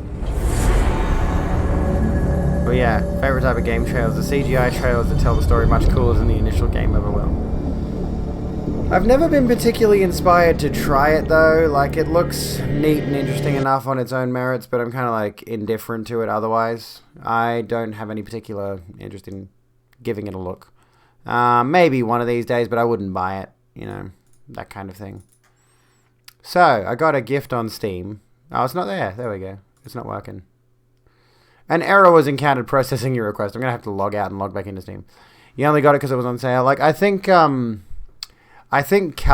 only originally bought it because he's really into the Lovecraft stuff. And we both had the discussion about how, like, and I still sort of hold this viewpoint. I don't want to support the Epic Game Store because of their shitty business practices. Like, amid an industry full of atrociously bad business practices, Epic still manages to be one of the absolute worst when it comes to their business. But yeah, like, I refuse to buy anything on the Epic Game Store. Well, I think I used to, and then Tony Hawk came out. You do like Lovecraft stuff, so you're like, Lovecraft game? Yes, please. I honestly haven't read any of Lovecraft's work. The only things I've ever seen of Lovecraft are other media influenced by his work. So, for example, like, obviously some of my favorite stuff in other media is the Lovecraft influenced stuff. So I probably enjoy reading his works. Then Tony Hawk came out. And, like, for example, the old god stuff in World of Warcraft. Obviously, I love Bloodborne. I think there's been a few other games where they've dipped into those whole Lovecraftian themes that I've played and I've enjoyed, and I'm like, yeah, I quite like this. But I've never actually gotten into Lovecraft proper. And you can buy the Lovecraft Compendium, which I think is all of his written works. And despite the fact that he was a notorious racist, he's dead. So if I buy his works, none of the money is going to him and fueling his racist ideas. Unlike if you buy anything by J.K. Rowling. She's still alive and still benefits from every single piece of Harry Potter merch you buy. So maybe stop buying her shit, you fucking assholes. She wants trans people dead. Okay? Anyway, you can tell I'm a little salty about this whole thing. Anyway, he's dead a long time with no descendants, yeah, I think. Color Out of Space with Nicolas Cage. I think I've heard of that one, yeah. And also the movie with Natalie Portman. What's it called? Natalie Portman filmography, wiki, whatever. What did she star in recently-ish? What was it called? Annihilation. Features very Lovecraftian themes, I think. Like, if you've never seen this movie, Annihilation, I'd highly recommend you give that a watch. Because it's got that element of eldritch horror of, like, our protagonists throughout the story are trying to figure out what the fuck's going on. Nothing makes any sense. And by the end of the movie, nothing makes any fucking sense. Like, it does, but it doesn't. Like, to broadly summarize, like, the theme of the movie is this is so beyond human comprehension, I think. is a good way to put it. And I really love that about that movie. I'd love to rewatch it. So yeah. Annihilation is a good tale. It's really good. I watched that and Hereditary back to back with a girl I was seeing at the time. Which was like our first or second, I think it was our second date. And we were hanging out and we were watching movies and we decided to watch 2 really in-depth horror movies together. Like, don't, if you're ever dating me, don't make me pick the movies. I get the suspicion that kind of thing kind of drives women away from me. CBJ, welcome to the Rogue Room. How you doing? Didn't realize she was that transphobic. Knew she wanted their rights taken away, but not that she wanted them dead. What else could that mean, though? Unless you're being facetious, Echo. What else could that mean? Like, the circumstance that she and others like her want is for trans people to not be visible in the public eye. And that can only mean 2 things. Either A, out of sight, out of mind, they're completely isolated in their homes and they never leave. Or B, they're dead. Like, her entire thing is that there should be perfectly segregated women's spaces just for biological women, which is we've already discussed how obtuse of a concept that is. Because the moment you get into that, you're just gatekeeping women on so many different levels, right? You're just gatekeeping what a woman is, even among cisgender women, right? So when she's saying, oh, I'm trying to protect women and girls from, honestly, this imaginary trans predator that we have no evidence has ever existed, first and foremost. There's never been any proof of these women who keep going on, these women who are like, I stand with J.K. Rowling, I stand with Maya Forstater. They keep going on about this idea that biological men are going to pretend to be women and invade women's spaces, and they're just trying to protect women's spaces. Like the TERFs and the gender criticals are just trying to protect women's spaces, right? So protecting women and girls is their goal, not realizing that by doing that, they're ostracizing certain women and girls from the discussion, keeping them locked away, keeping them over here, again, out of sight, out of mind. Yeah, I'm trying to protect girls and women, she says, while harming girls and women. Like, it's not about protecting girls and women, it's about protecting her definition of girls and women, which does not include certain types of women. And the logical conclusion of gender critical ideology is that trans people don't exist. See, a lot of the gender criticals will say, I'm completely fine with gender criticals. I'm completely fine with trans people transitioning. I'm completely fine with that whole thing. I just don't want them in bathrooms. I don't want them in sports. I don't want to see them in public. I don't want them involved in discussion around women's rights. I don't want... They just have a whole list of requirements and gatekeeps. And their entire thing is they just don't want trans women. It's always trans women, by the way. This is the thing that I hate about gender criticals, is like, there's a very small minority of gender criticals that are... There's a very small minority of gender criticals who see trans men and acknowledge them and perceive them as confused lesbians that are being stolen away by patriarchy or some bullshit, right? The vast majority of TERFs and gender critical types, we'll just call them TERFs, whatever, the vast majority of them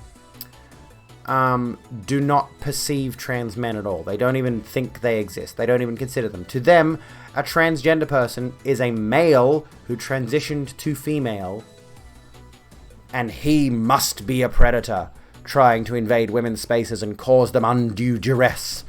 And it's just, it's a whole thing, and I'm so tired of it.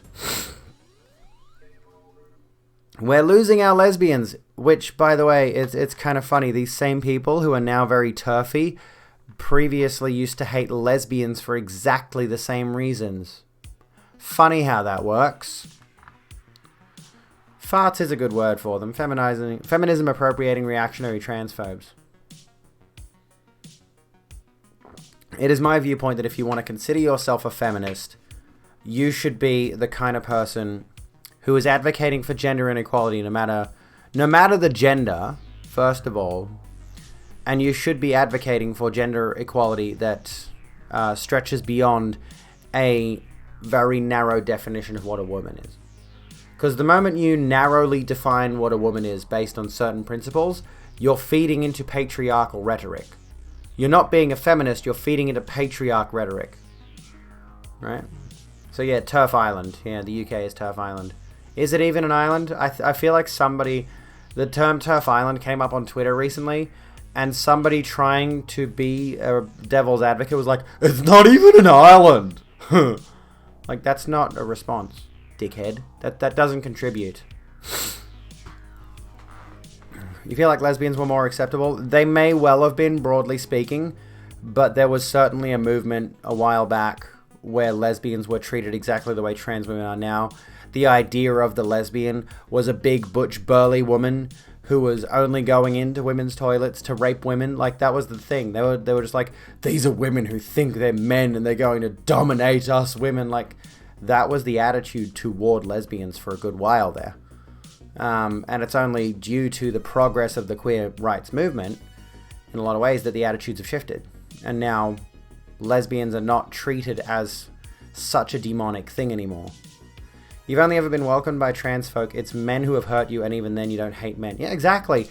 And we've discussed before, like, the statistic. I can't find this survey, but there was a survey done in the UK. I think a sample size of about 2,000 people, or maybe more. I can't recall. But anyway, the statistics showed that the vast majority of transphobic attitudes stemmed from men. Right? Like, they asked a bunch of questions about, do you think trans people should have the same rights as cis people? Do you think trans people should use the bathrooms that identify with their gender? And yada, yada, yada, yada, yada. They asked a whole series of questions. Some of them were, like, framed in such a way that it was like, do you not think that trans people this? And the majority of the attitudes that leaned transphobic were from men. And there was a minority of women who had transphobic attitudes. So just based on that, and it's honestly this conclusion a lot of trans people have drawn, is that gender critical rhetoric and transphobic rhetoric stems from men because of course it does. Like, it either originates from men, or it either originates from men, or there are prominent male voices in the discussion where they shouldn't be. Now, let me bring this up for a second. Like, there's a point that Tara makes in this book. I'm going to keep referencing this book because I love it so much. I'm reading The Fictional Woman by Tara Moss. I highly recommend you read it. Because I'm reading a chapter called The Fictional Woman. I'm reading a chapter called The Feminist, sorry. In which I think there's a point she makes. I don't know if she said this or if somebody else said it.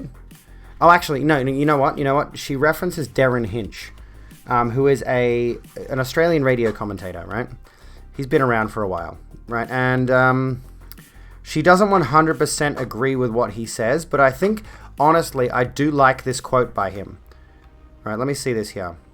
So, Darren Hinch, cisgender man, with regards to feminism, in a 2003 interview, journalist and radio broadcaster Darren Hinch said the following with regards to whether or not he was a feminist. I try to be. I've always said I'm as much of a feminist as I could be. No man can be an absolute feminist. First of all, we don't have a clue about the pains of childbirth and never will. That's number one. You can't be an absolute feminist, but you try to be as much as you can. And then blah, blah, he goes on about, like... Now, he's talking broadly about childbirth there, and of course, women's reproductive rights are a huge part, and, like, bodily autonomy is a huge part of feminism.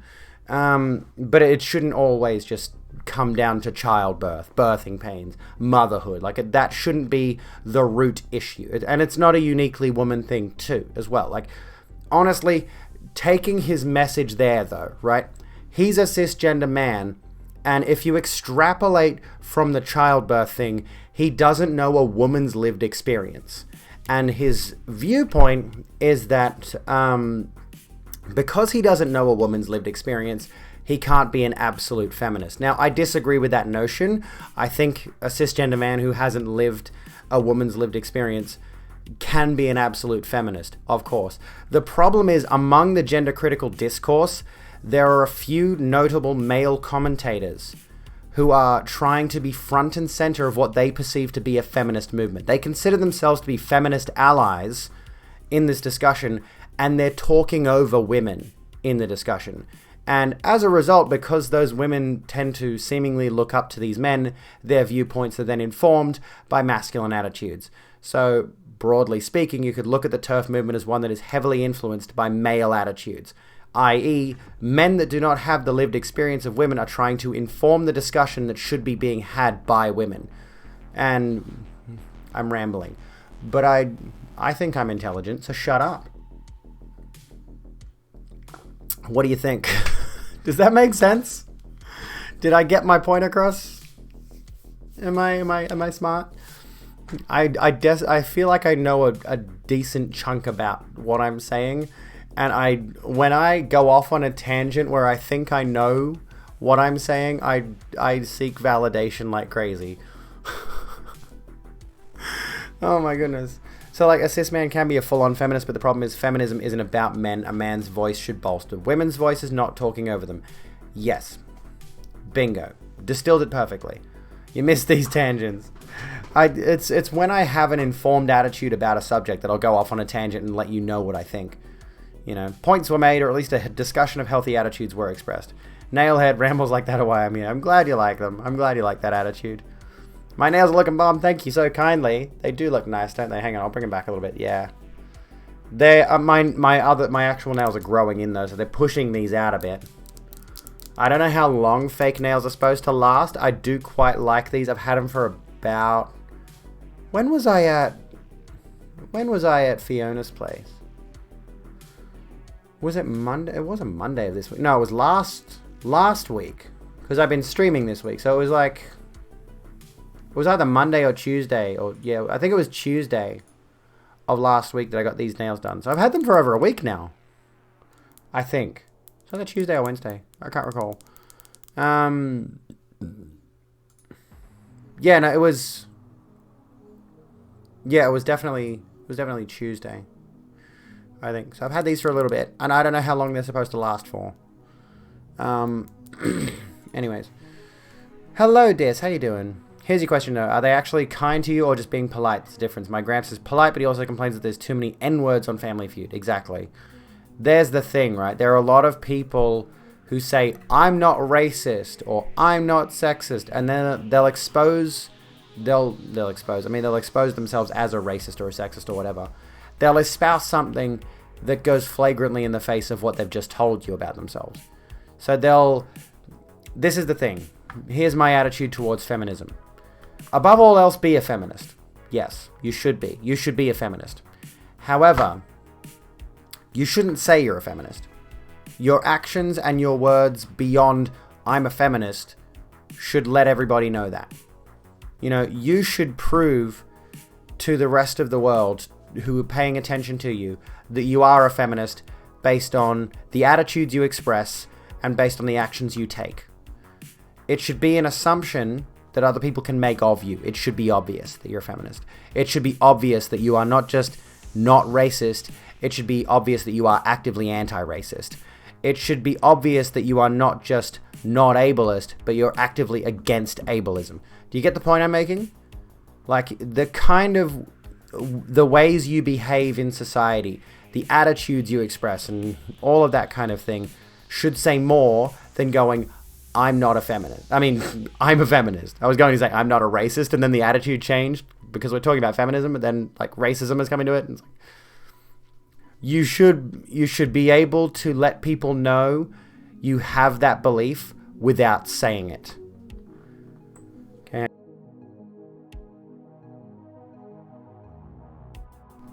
Excusez-moi. Absolutely bolster the voice. Yeah, white people allied to BLM should not talk over black voices. Cishet allies to queer folks. Exactly. Like, it's one of the reasons that so many queer folks on Twitch were pissed off at the idea of Twitch saying, oh, allies to the queer community can use the queer tag. Because to the rest of us in the queer community, we were just like, well, no, that tag is for us, not for allies. Allies can be welcome in our streams, but quite honestly, and I still feel off about the fact that Twitch even added an ally tag in the first place. I kind of get it. I understand.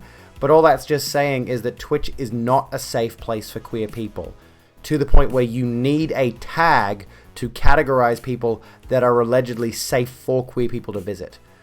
So the general attitude on Twitch, from Twitch, is that most streamers on this platform are not safe spaces for queer people, right? Enough so that they needed to add a separate category to say, here's a cishet person you can go and watch that has the ally tag turned on that says this is a safe place for you. Anyway, if you have to go around saying you're a feminist, then something's going wrong. Yeah, exactly. And often I've noticed the kinds of men, especially men, who go around saying they're a feminist are just doing so to get laid. Hate to break it to you. It's a trend that is disturbingly prevalent. But yeah, anyway. Come out to a number of people here and you tend to get kind words and support. They'll ask you questions like, not just, oh, that's nice, time to change the conversation. There's that saying over here, I'm not racist, I'm organized. What does that mean? Yeah, A stands for ally. Completely disregarding the asexual and aromantic communities.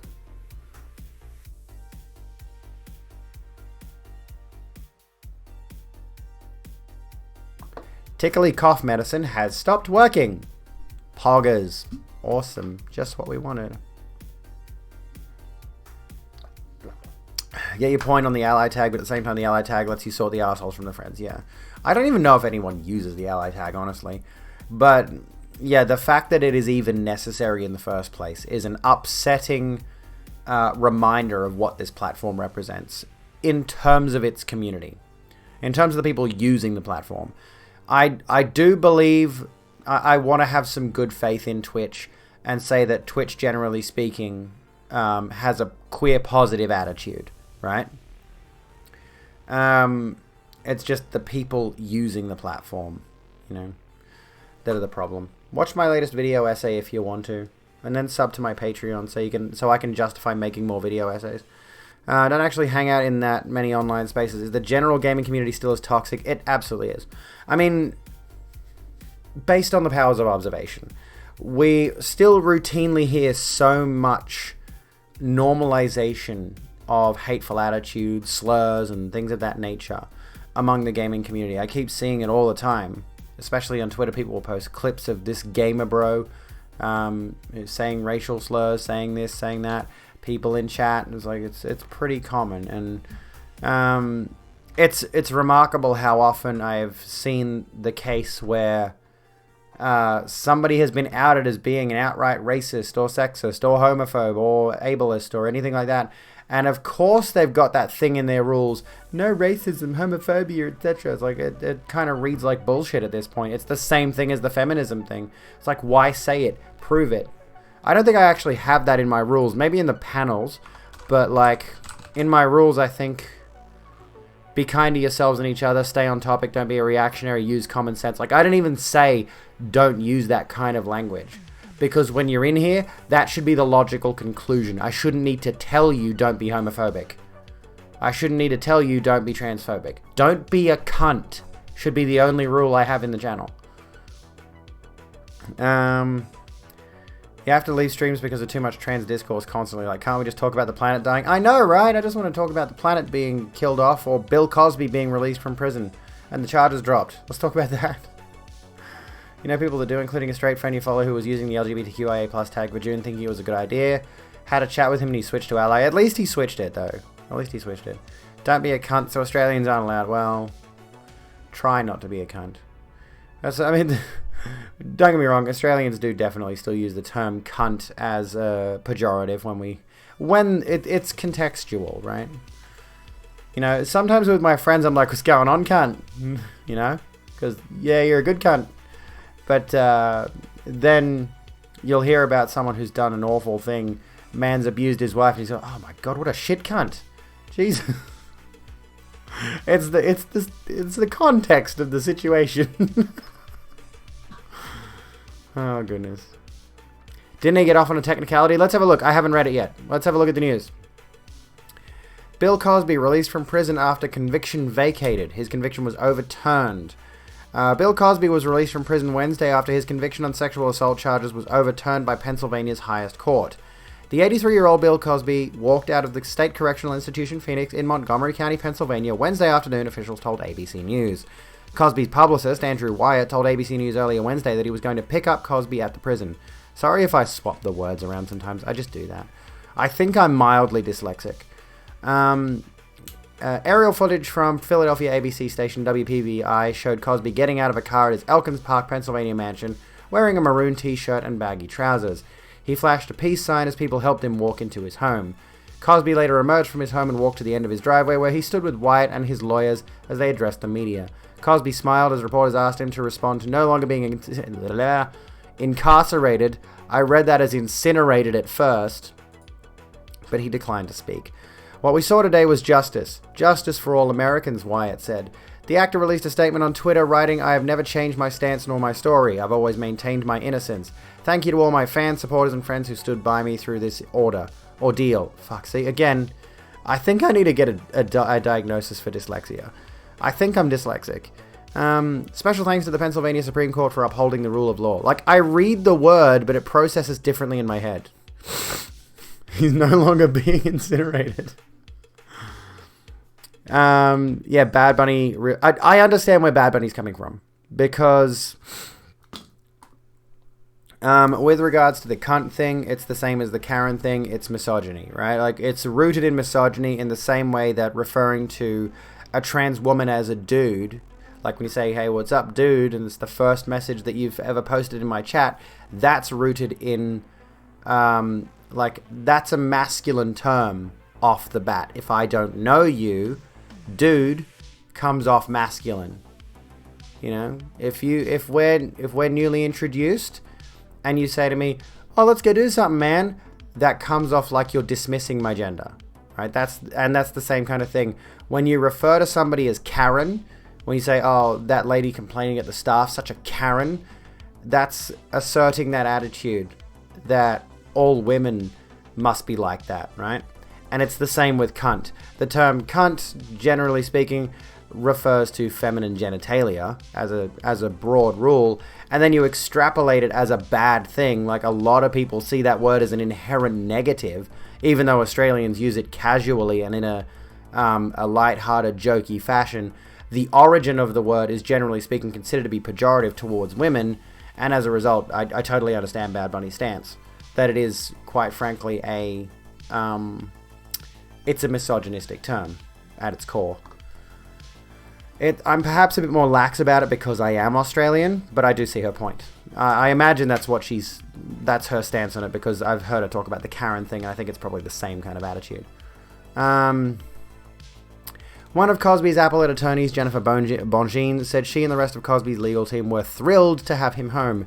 He served 3 years of an unjust sentence. He did it with dignity, principle, and he was a mentor to other inmates, Bongine. Is it Bongine? Bongine? I don't know. Said. Now, he was really, as I say, doing the time. The time was not doing him. She also thanked the state Supreme Court for demonstrating they were impervious to the court of public opinion, which frankly the lower courts were not. Cosby was sentenced in September 2018 to 3 to 10 years in state prison for allegedly drugging and sexually assaulting former Temple University employer Andrea Constant in 2004. Cosby served about 3 years of his sentence. Today's majority decision regarding Bill Cosby is not only disappointing, but of concern in that it may discourage those who seek justice for sexual assault in the criminal justice system from reporting or participating in the prosecution of the assailant, or may force a victim to choose between filing either a criminal or civil action, Constant and her lawyers said in a statement. Not disagreeing, but what about the word dick? Interesting perspective. Give me a sec. Sorry, still coughing. Interesting thought process there. Now, when I think about... Hang on. When I think about the word dick, like I think about this particular discussion around the word cunt and the word dick, and similarly like stuff like pussy and cock. I've heard people call someone a cock before. A little bit less common. But, you know, generally speaking, you can refer to someone, he's a dick, right? It feels a little bit less like... I don't think it has the same level of severity. Obviously, cunt is a much more severe word. on just a basic level of like swear words. Cunt is like S tier, dick is like D tier. It's not that bad, you know. But with regards to the differentiation, like we are using terms that generally speaking refer to genitalia, dick male genitalia, cunt female genitalia, and then we are D tier. Very clever joke there, I know, right? Let me think. It's important to consider the gender dynamic with regards to these things. Calling someone a dick is arguably less severe because it's masculine, and if you're attacking the masculine, broadly speaking, that's punching up. If you're attacking someone by calling them a cunt and attacking them for being, like, if you call a woman a cunt, you're punching down in a general sense. Like if it's a, like, let's just say if it's a man calling a woman a cunt, that's really punching down. If it's a woman calling a man a dick, that's punching up. The man's already got that significant level of privilege above women. Now, for example, if we have a white cishet man and a white cishet woman, and both of them are like able-bodied and there's, you know, they've got effectively the same level of privilege, but the man is just the next step of privilege up over the woman, right? But still, like in any circumstance, when it comes to the woman, and honestly, like, again, the severity of the word itself, right? Cunt is a much more severe word, and it's often, when I've seen a man refer to a woman as a cunt, it's with vitriol. It is pure misogynistic loathing when a man calls a woman a cunt. When I've heard a woman call a man a dick, she's kind of like offhandedly going, he's a bit of a dick. Don't like him very much. It's not, I mean, I've spoken to women who've had that same attitude towards men, where it's like, it's nothing but unbridled hatred for this particular man. But when a woman calls a man a dick, when anyone calls a man a dick, it's just like, it's a bit of a dick. He's pretty insufferable. But it's not like, he's a fucking dick and I wish he'd get hit by a bus. Like, it's almost never that, right? If someone's at that level where they're attacking a man for XYZ, they'll probably call him a cunt regardless. But anyway, this is an interesting discussion to have. Aussies do call themselves cunts, we do. We're good cunts! Exclamation mark goal if you want to donate to my breasts. Or yeah, like, honestly, if you don't want to donate to my breasts though, and you like pride rings, we're outside of Pride Month. It's not focusing. My autofocus is dead. I've got a trans pride ring on my finger. Let me fuck off for a second, alright? Look. I got a trans pride ring on my finger, right? And if you like the design, I see you've brought Kiara, guests. hello, you Welcome, lovely person, friends. you. Let's see if I can fix this so you can see it. There we go. If you want to get a trans pride ring like I have, check out Outer Peace gear on Etsy. They're fucking sick. They were so fucking helpful. When we misplaced the first order, they sent me a second ring free of charge because the address got mucked up in shipping somehow. So my ring is off in the ether, the old one, and this is my one. So go support them. They're a good little brand, Outer Peace gear. They're good people. We like them. They're good people. Kiara, how'd your stream go? What'd you get up to? What were you talking about in Just Chatting tonight? Tell us all about it, please. We've been having a very interesting and quite different stream than usual. Yeah, we're in an interesting discussion about cuss words. Here in Australia, it's just swear words. We call them swear words. So someone's going to get an awesome ring. Fucking poggers. They've got pretty much every pride flag you can think of, honestly.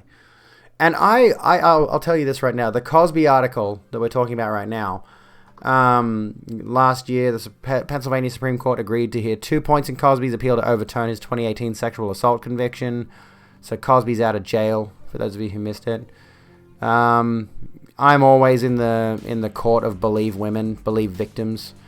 And whenever I see something like this, I lose a little bit of hope.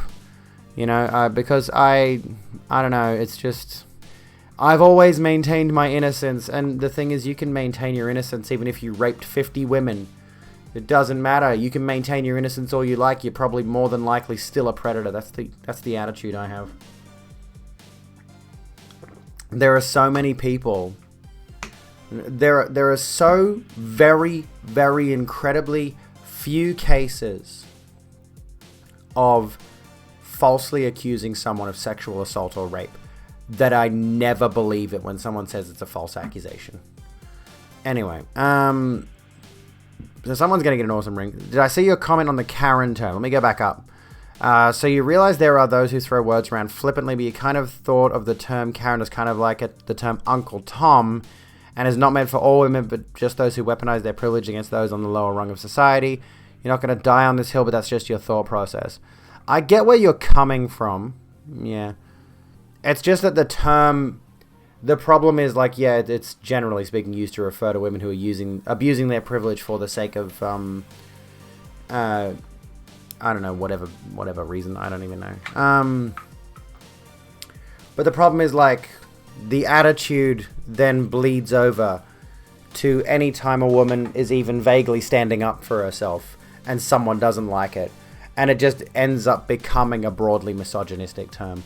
People will just refer to anyone as a Karen if they find some personality trait about that woman undesirable. You don't remember what you were discussing? Well, maybe it's good. Maybe you got lost in the conversation. Now some rando thinks a mood ring is telling them they're trans. Oh, fuck. But yeah, like that's the way I've seen it. I've seen the discussion around the term Karen, and it's evolved from some woman screeching on her phone to the cops of like, oh my god, there's black people having a barbecue in this public space. They're not allowed to do that. I'm a white woman, send the police. Like, that was generally speaking the attitude to what a Karen is, right? But now it's like, if a woman goes up to the cafe counter and says, hey, you put full cream milk in my soy latte, there are some people who will look at that interaction like, oh my god, what a fucking Karen, Jesus Christ. Chill out, it's just full cream, it's not going to kill you unless you have extreme lactose intolerance, which you may well do, I don't know your dietary concerns. Like, people have just gotten this attitude now that if a woman raises umbrage with anything, she's a Karen. And that's my personal issue with the term. Anyway, there's a Karen movie trailer, so it's more like the bleed over that has morphed it. Yeah, exactly, yeah. And that's how these things spread, right? So you've got people, what is the man term for a Karen? This is the interesting part. It falls back on the dude thing. Right, we've discussed how many times people say, oh, I treat dude as a gender-neutral term. Now people are trying to do the same thing with men with Karen. Trying to say, oh, I use the term Karen for men too. It's like, that's not solving the problem. You're now, like, if you use the term Karen to refer to certain men who might behave the same way as you perceive Karens to behave, then it's even more misogynistic. Like, again, if you call a man a cunt, what you are doing in that circumstance is you are using a term that is derogatorily referring to women to refer to a man, essentially reducing him to what you perceive as, like, particularly if you are a man in this circumstance. We'll use that as the example, right? If you are the man in this circumstance, calling another man a Karen or a cunt or any of those kind of things, you are reducing, you're using those terms to reduce the man from his own gender to a gender you see as lesser in that circumstance. Do you understand? Does that make sense? Like, so that's the way that kind of dynamic works, is you're taking the language that is already subconsciously misogynistic, not even subconsciously, like it is consciously misogynistic, and then you're using that to not only deride a man, like, again, it falls back on that whole thing of, like, Harry Styles wearing a dress. Oh, a real man wouldn't wear a dress. It's like, what does a real man do? So you're calling him a woman? So in that circumstance, you are looking at Harry Styles in a dress and you're disgusted by the idea of a man wearing a dress, which means what is your attitude toward women in that circumstance? Because women wear dresses. You know, so you're looking at someone wearing a dress and you're disgusted by them. You don't know who Harry Styles is, though. One Direction dude. He's a singer. He's just a man who put on an absolutely heinous dress. Awful dress. Not a good choice, Harry. Using a female name for men because those men behave like a specific variety of women and that's not sexist. How bingo! Nail head. There's the Cosby article. I keep forgetting to turn that source off. Killed it. Absolutely killed it. Absolutely nailed it. Well done, Draco. Good on you. That's the wrong scene. Hello, I'm over here now. Do you like my hair? I like my hair. My hair's nice. Yeah, it's a bad dress. It's awful. I have particular taste, and that dress is not in it. I still can't get over it. Say whatever you want about Harry Styles. Well, maybe don't, but maybe be nice. But I'm just like, I'm not feeling it. I'm not vibing with it. I mean, he's done other dresses though. He's done other feminine apparel. Since that, he's done skirts. Like, oh, that's a kilt. Yeah, he's done other, and like, honestly, you could go back and find a, like, this is the thing, people losing their minds. I do have a ring light, yeah. I fiddle with it. I like it to be kind of dim in here. It's more of a chill vibe. But like, if I turn that way up, put it on white. God, that's heinous. I'll put it up a tad. There we go. What was I going to say? Like, the funny thing about people like Harry Styles wearing dresses and, like, just people who, like, honestly looking at him, Harry Styles is pretty stereotypically masculine looking. He's got the short hair that's sort of gelled back. He's got a bit of facial hair. You know, wearing earrings is not particularly feminine in my opinion. He's got tattoos, you know, and he's not, he's got, I would dare say he probably works out a little bit, you know. Yeah, he definitely seems like the kind of guy who would work out, because of course he would. Because he's a rock star, right? He's basically a rock star. And the funny thing is, there have been stereotypically masculine rock stars in eras past who've done exactly the same thing he has. So it's not even a new thing that men freak out seeing somebody like Harry Styles wearing a dress. It's happened before, and then of course we could get into the whole discussion about how masculinity has shifted over the ages, and how there used to be a lot of, like, the masculine stereotype of ages past was men who wore lots of frills and colors and makeup and wigs and lace and all of that. High heels, you know, you go back to a different time. Yeah, and yeah, like Queen, Led Zeppelin, Ozzy Osbourne, exactly.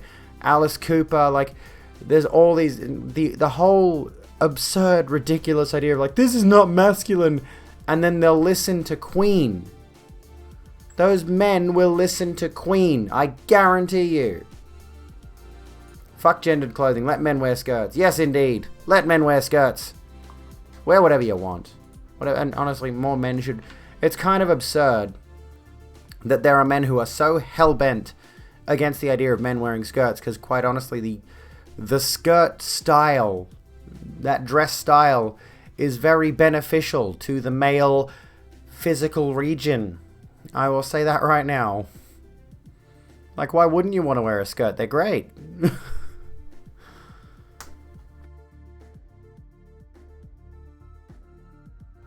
Sorry, I keep coughing. People talk about how high heels were invented by men, but they were invented for men to wear. Exactly. High heels were invented by men to oppress women. Well, no, they were originally invented to give men more height. And they looked fashionable on men originally, and they were appropriated by women. I think all of those things were generally appropriated by women. It was women's movements that took those things like the skirts, the high heels, the lace, the makeup, the wigs, all of that. Women appropriated those for themselves over the years. Hello, Meat Man. How you doing? The pants. Women are just going to keep appropriating men's apparel until men have nothing left to wear. Hate like metalists and rock fans are homophobic when their bands support it and are part of it. Yeah, exactly. It's ridiculous. Like, how do you get into that attitude where, like, I just don't understand. Where are they getting the influence of it from? Pink didn't become a color until like the 1700s. Prior to that, the color was referred to light red. Yeah, and like, pink used to be considered a masculine color as well because of its association with the color of blood in red. So, you know, pink is like a lighter version of red, so they would dress little boys up in pink because red is this manly color and blue is feminine. I can't remember what the reasoning was behind blue being feminine, but yeah, blue is feminine. Have mixed feelings about our decision to appropriate heels. I don't need vertical assistance. Yeah, no, I don't. I'm 5'11". I'm good. I'm not wearing heels. Forget it. Pink was for young boys. Adult men was red. Girls and women get blue. Yeah. Damn tickly cough. It's not going away. I've taken the medication. I can't take any more for like until midnight, but maybe. Ugh. Do we want to read more into the Bill Cosby thing? There's a lot in here. There's a lot in here. What do we think? Or we could just keep going on the blue colors, pink colors, all that sort of thing.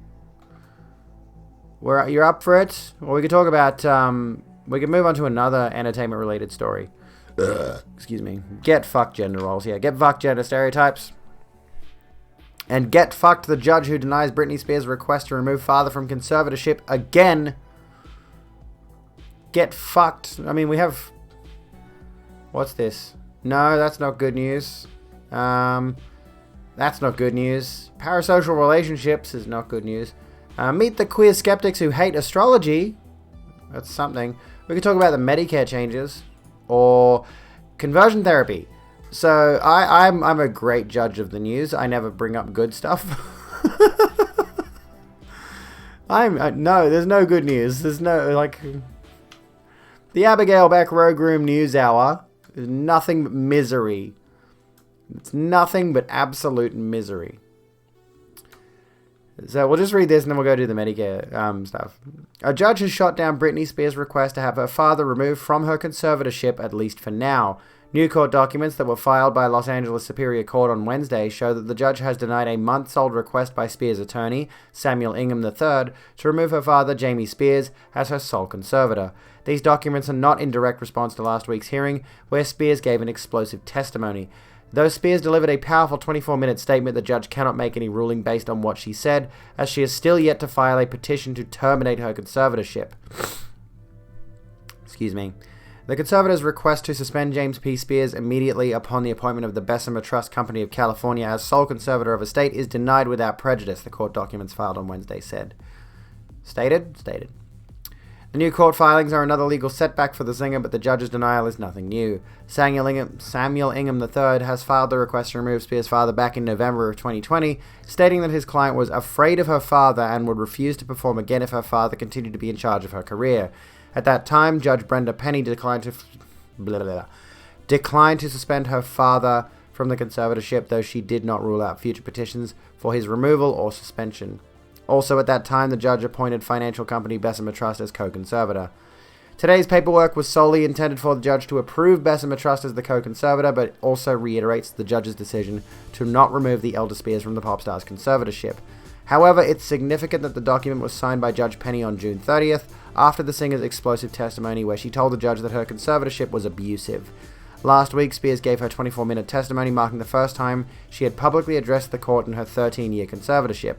While speaking to the judge, Spears said that her dad enjoys controlling her life and stated that she believes her conservators, including her father, should be in jail and that she wants to sue her family.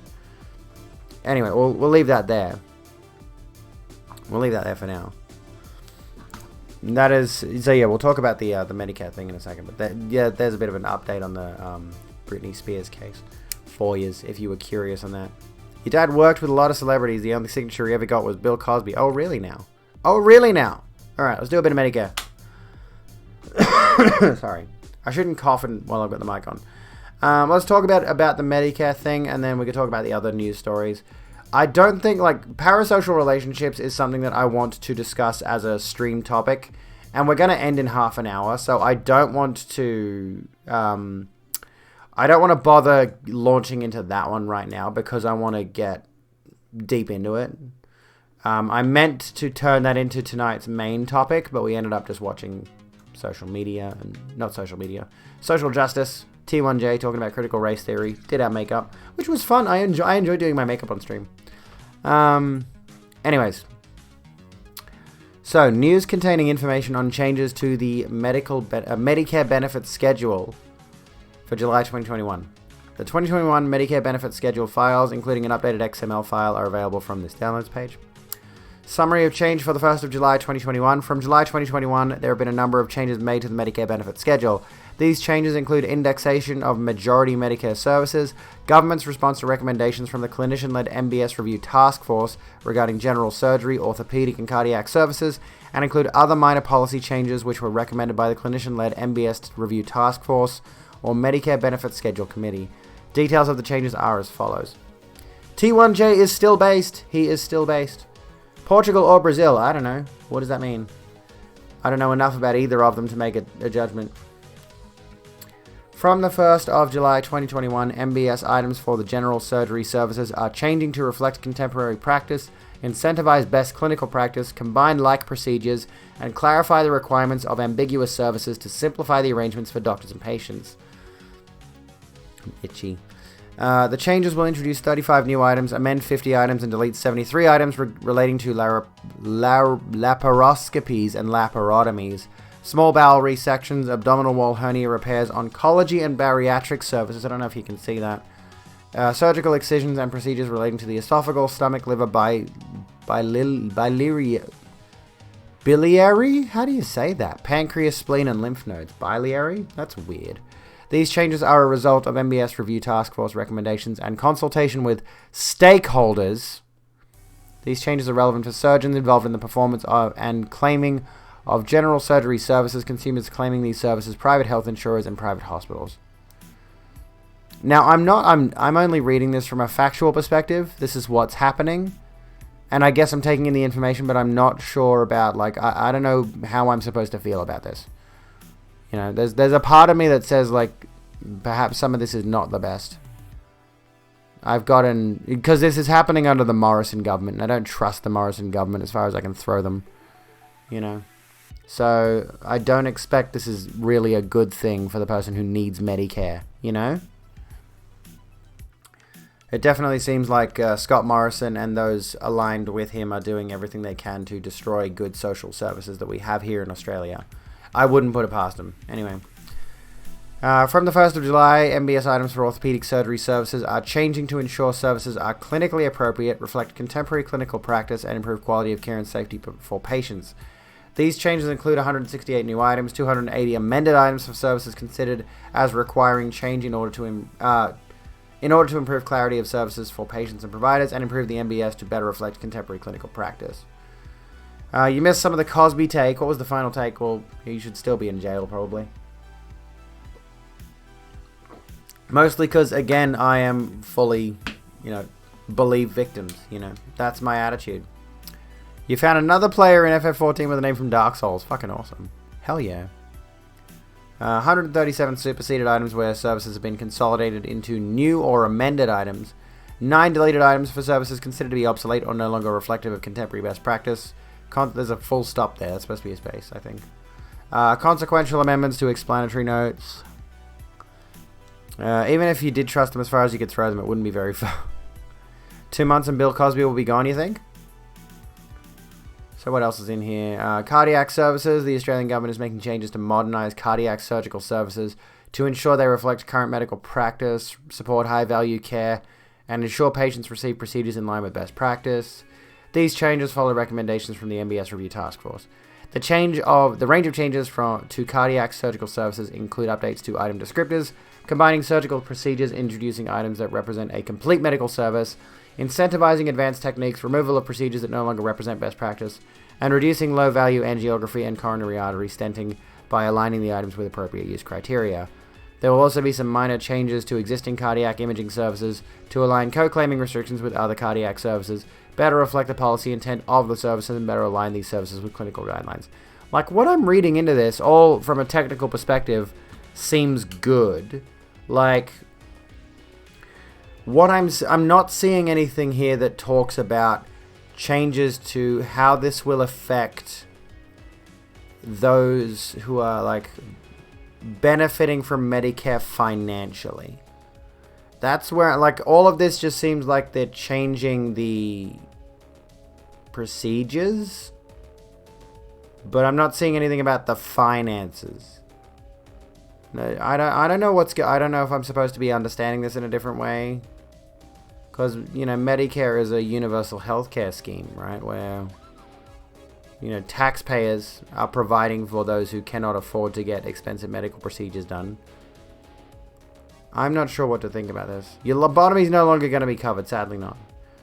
Radio Emmy, have a good one. Thank you so kindly for swinging by tonight. I appreciate seeing your face. You definitely got out on a technicality that us poors wouldn't get away with. Unshockingly, rich people have privileges when it comes to legal circumstances. Bill Cosby will be gone in 2 months. What, we think he's going to cark it? I think he's going to cark it. But there's no reason to think that he's going to cark it, but he might. I don't know.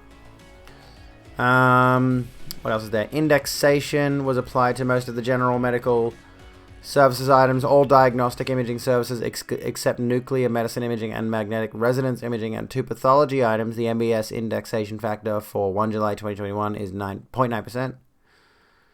Definitely going to need a lobotomy after our next story. Health insurance regulations, maybe? Relevant legislation? Computed tomography, blah, blah, blah, blah. It's all a bunch of technical gibberish that I don't understand. But I've heard a number of lefties saying the changes to Medicare are bad. Like, I've heard a bunch of lefties and people like Anthony Albanese saying that Scott Morrison is trying to change Medicare, that it's going to be worse. And I'm like, I'm reading the changes and I don't get why. I don't understand what's going on. And I hate that I don't understand what's going on. I wish I did.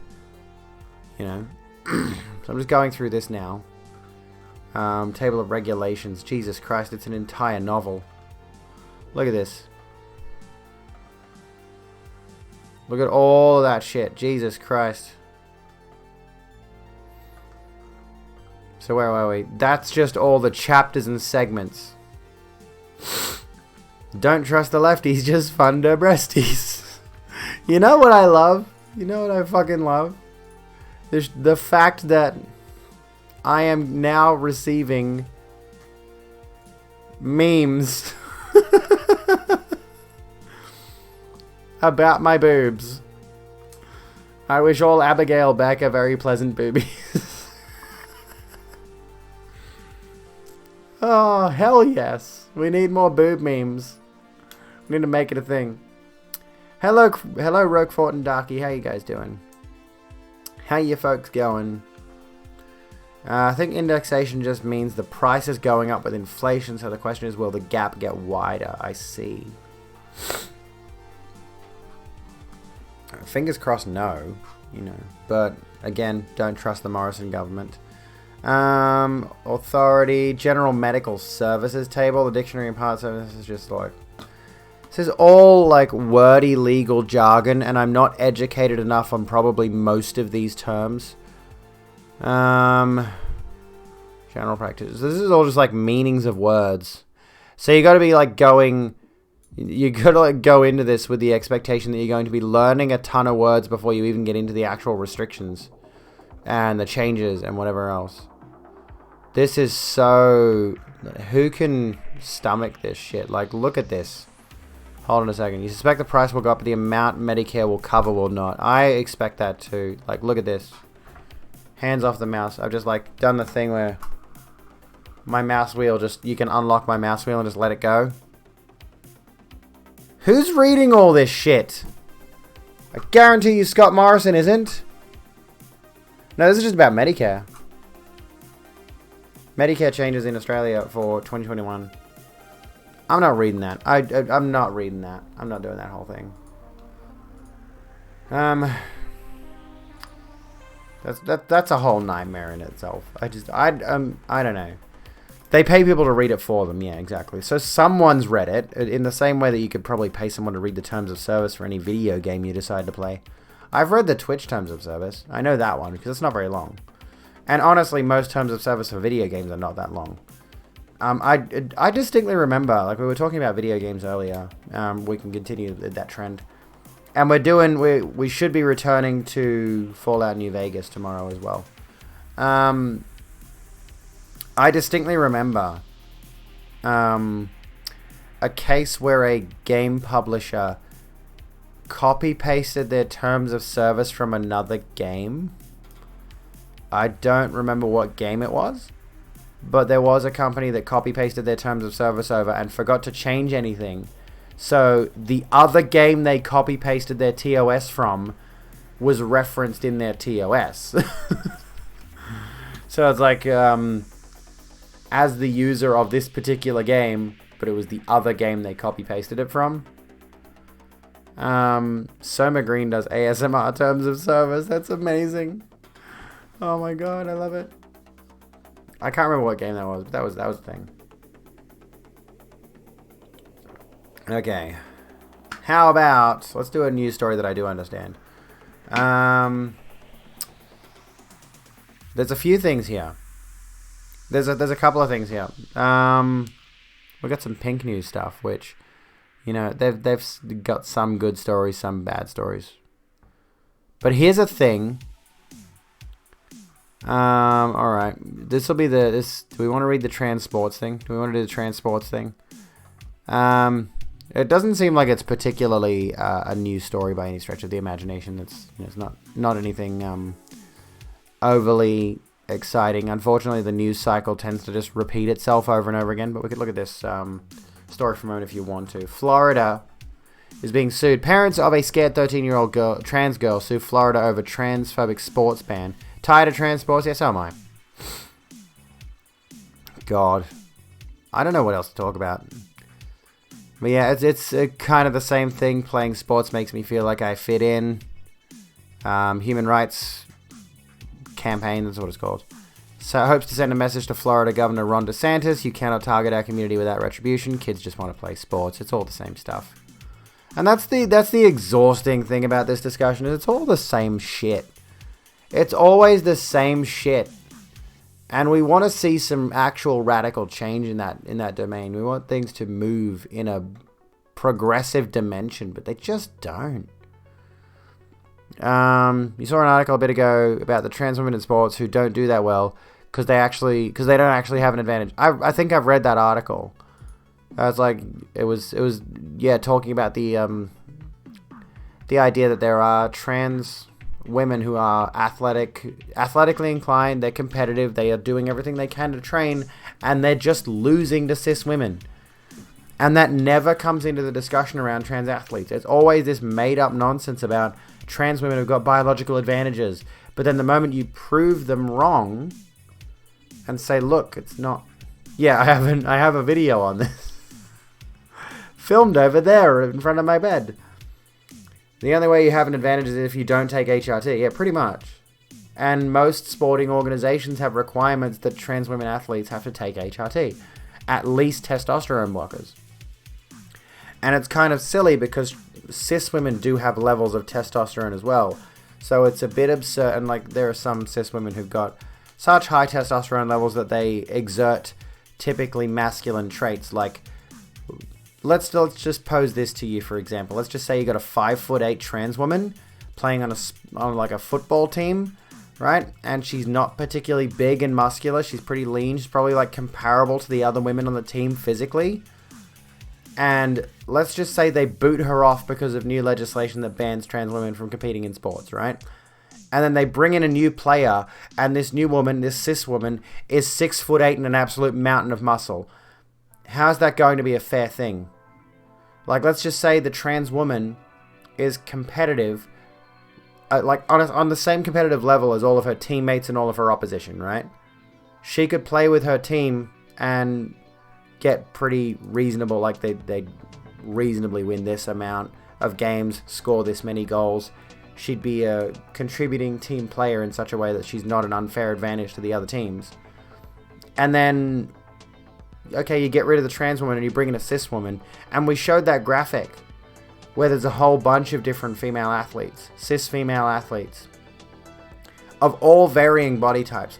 Like, what's going to happen if you bring on, like I said, like this powerlifter-looking 6'8" mountain of a cis woman, right? Who obliterates the competition, absolutely destroys them. What's the argument then?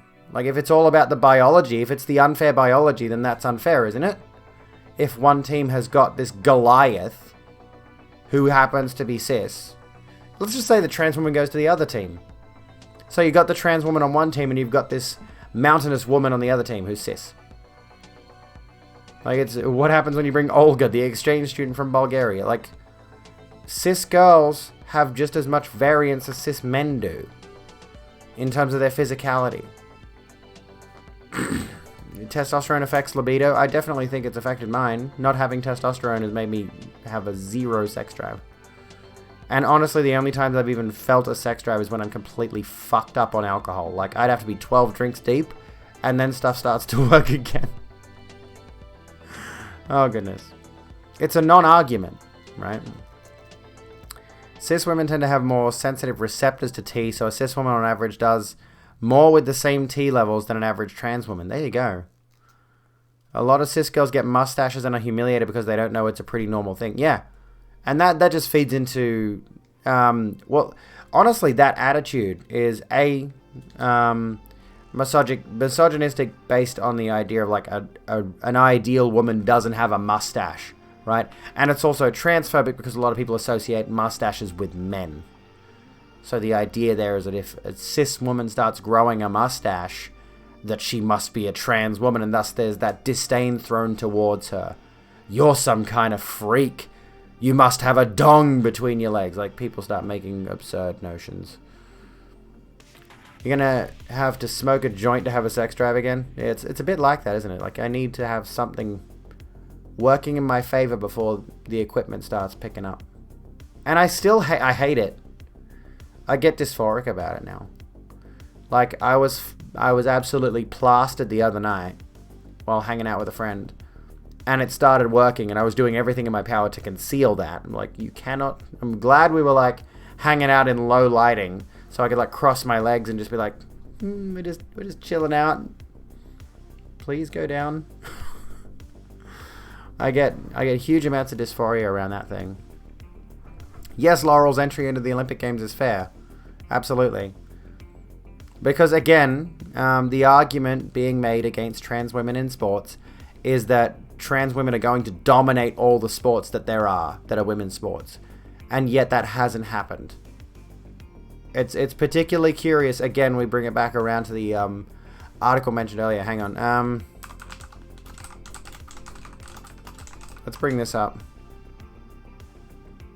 Yeah, this one. This might be the article you were referencing. Who was it that mentioned it? I forget. Meet some trans athletes who work hard, train like mad, and almost never win. This is the one that I referenced in the video. These 4 trans athletes work harder for slower results. And, like, one of the big quotes that I race a lot of bikes and I suck. I hit the podium in local masters races sometimes if the weather condition is right and nobody else shows up. A lot of people don't realize how hard it is to athletically train when you're on hormones. As my coach said, I'm anti-doping. I'm putting chemicals in my body that actually detract from athletic performance. I went from being a mediocre dude on a bike to being a mediocre woman on a bike. It's not like I just changed my gender and my time stayed the same. I have to work that much harder for marginal gain. I only win when other people show up. I'm putting in significantly more work than I was putting in beforehand. To maintain your fitness after you transition, you have to work more diligently. You have to be more purposeful. Before I could go in and run and lift and work out a couple of times a week, that doesn't cut it anymore. I can't maintain my fitness if I don't put in the work consistently. It's harder for me to drop a 7-minute mile than it was beforehand. Of my group of running friends, I'm literally the slowest. If any one of them would have shown up, I wouldn't have won. My competitiveness against the men was slowly going away. I was seeing my times drop. Nobody sees that process. Where were we? Playing soccer, goalie Athena Del Rosario saw the first-hand the immediate impact transitioning had on her game. I noticed at the first day reporting to my new school, it was pretty obvious. I didn't just walk in there, I didn't have it handed to me, I had to earn it. Will your body eventually stop making tea? If I get a certain surgery, yes. But what I've heard from those who've had bottom surgery is that, like, your body will naturally stop producing testosterone if I got the testes removed, right? Which is what I want to do at some point. I don't think that's covered by Medicare. My pronouns are she and her, Evie. How are you? What was I going to say? I've forgotten. Yeah, if you get those removed, because those are the testosterone factories, your body will stop producing it, so I won't need to be on T-blockers anymore. However, I've heard from a couple of people who've had medical transition, who've had that done down there, that your body goes into overdrive producing testosterone to try to compensate for it. And because I think you have to come off HRT, there can be that like momentary dysphoria of like for a short while your body's producing more testosterone again, where it wasn't before. You know, you'd cut it off from its testosterone source, and then all of a sudden you take the trans factory, the test factory away, and your body starts producing more testosterone for a short time, and then eventually levels out, and you can go back on your T blockers for a while and back on your estrogen, and that should be fine. And then eventually, this is just anecdotal, by the way. I don't know if this is actually the case. It's just what I've heard from trans women who've had the surgery. And only through like YouTube videos. Like I watched a couple of YouTube videos of women who've had the surgery and their discussion around it. Thank you for continuing your membership. Anyway, yeah. It's ridiculous how many people just take the reactionary stance in this argument. If they actually knew the trans experience in sports, they'd reconsider. Yes, they would indeed, Noah, and thank you so kindly for the resub. For 2 months, how are you bloody doing? Panzerbill, yes, I am gay. I'm very gay. It's still it's not Pride Month. Why did I go to say it's still Pride Month? It's not Pride Month anymore, but I'm still gay. I'm a big old lesbian. I'm a lesbian who likes girls, which makes me one of the gays. Am I on estrogen injection or pills? Pills. I'm on pills. I want to get on... they don't do injections in Australia, but I want to try gels or patches are also other options. You can wear a patch for like 3 days, for like a week or something like that. You put a patch on once a week for about 3 days. I think this is what my endo said to me.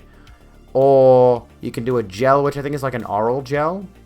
Just like swallow this gel, or you rub it on your skin. I forget. But you can't...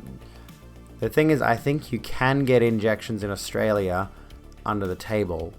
I have heard there are doctors that will do it, but they're not supposed to be doing it, right? Like, so you can get injections, and the closest doctor that's apparently doing it is like 6 hours away or something like that. But my endocrinologist said to me, is like, look, I know of a doctor who does do injections. Technically, legally, they shouldn't be doing them. Which is a bit of an awkward thing, but I'm not going to travel to like fucking Canberra or wherever they are to get injections done once every... I don't know how often they do. How often do you do injections? Like 3 months? I don't know. The Rogue Room appreciates your Pixie, recommendation. thank you for the host, you legend. How you doing? The muscles totally change and hormone dependent. The bones stay the same though. So what sports is bone shapes important? Basketball and gymnastics, right? One a week. Really? Injecting once a week? Oh my goodness. So yeah, honestly, it's very interesting that you bring those up, Jono. And stuff like equestrian. Not equestrian. Horse racing, right? There are all, like, we could get into the discussion around, like, oh, it's not fair that trans athletes compete. And then we have to get into every level of that discussion, right? Because, again, we talk about cis women have different body types. Cis men have different body types. Trans men and trans women have different body types based on genetics. You know who you're watching when you watch professional sports? The most genetically superior individuals. Not just anybody can train to get in the Olympics. There is a genetic factor involved there. There is a genetic factor involved in the choice of basketball players. There is a genetic factor involved in the choice for jockeys. There is a genetic factor involved in choosing gymnasts for gymnastics. Like, the ones who go pro, the ones who are competitive, have already got a genetic advantage. Alright, and it's not at all related to whether someone is trans or cis. And like we mentioned, we've been reading this article, trans athletes, trans female athletes, there's barely any discussion around trans male athletes, by the way, as is always the case with any discussion around transgender people. When you got trans women athletes taking their HRT, they are anti-doping. They're doing the opposite of taking PEDs, right? So their performance at its absolute peak, with as much training and diet as possible to make sure they are at their absolute peak, they're still losing to cis women by and large, right? So they're not. There's no unfairness here. That's an absurd concept, because sports are not designed to be fair.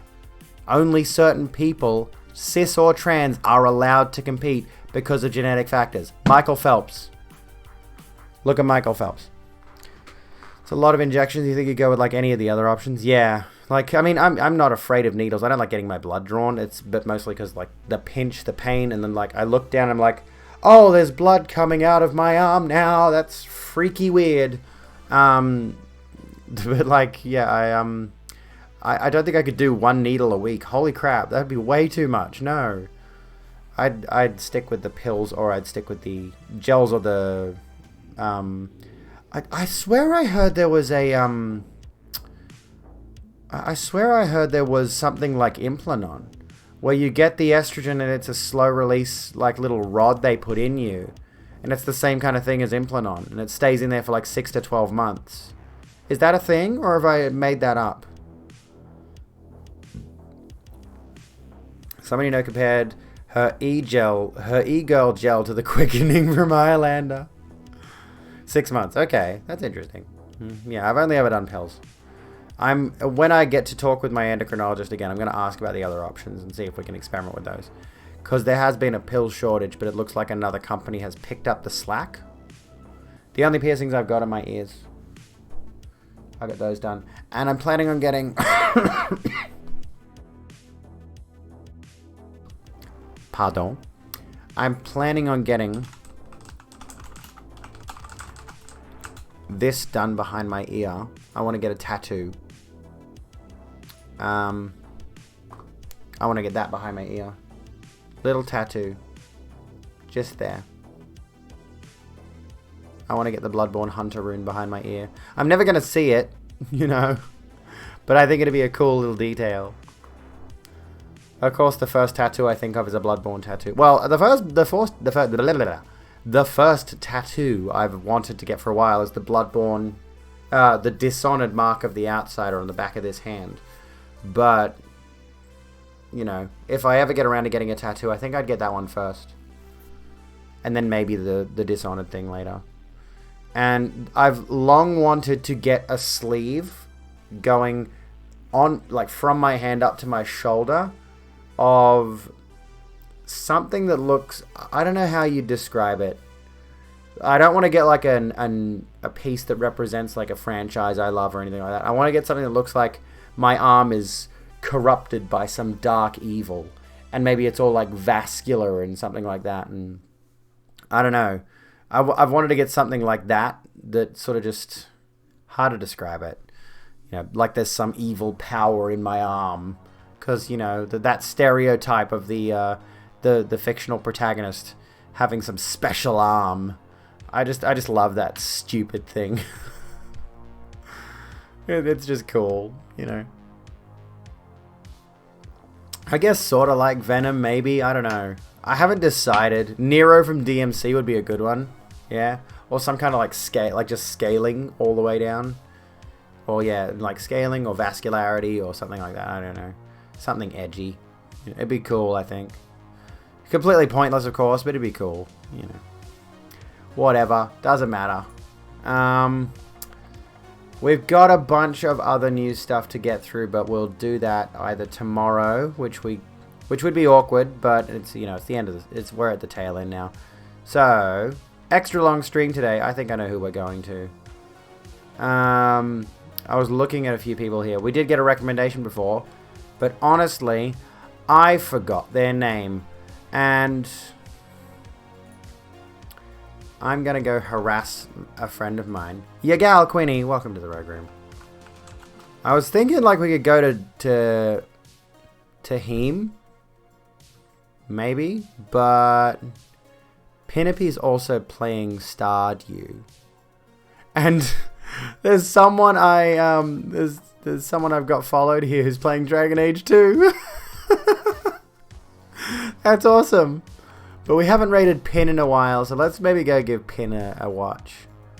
Because Pin's doing her, she and I both had a little back and forth about spoons. We're out of spoons today. So she's doing VTuber mode for her stream tonight. Just pure VTuber mode. I don't have that luxury. So I'm just going to continue being really tired and sore. And hopefully tomorrow I will have a teensy little bit more energy. But anyway, thank you everybody so much for your support tonight. Thank you for bumping up my top surgery goal by 200 fucking bucks, you weirdos who really want to see me have big mommy milkers. I desperately appreciate this. That's not the word I would want to use, but thank you so much folks for joining me tonight. It's been a good one.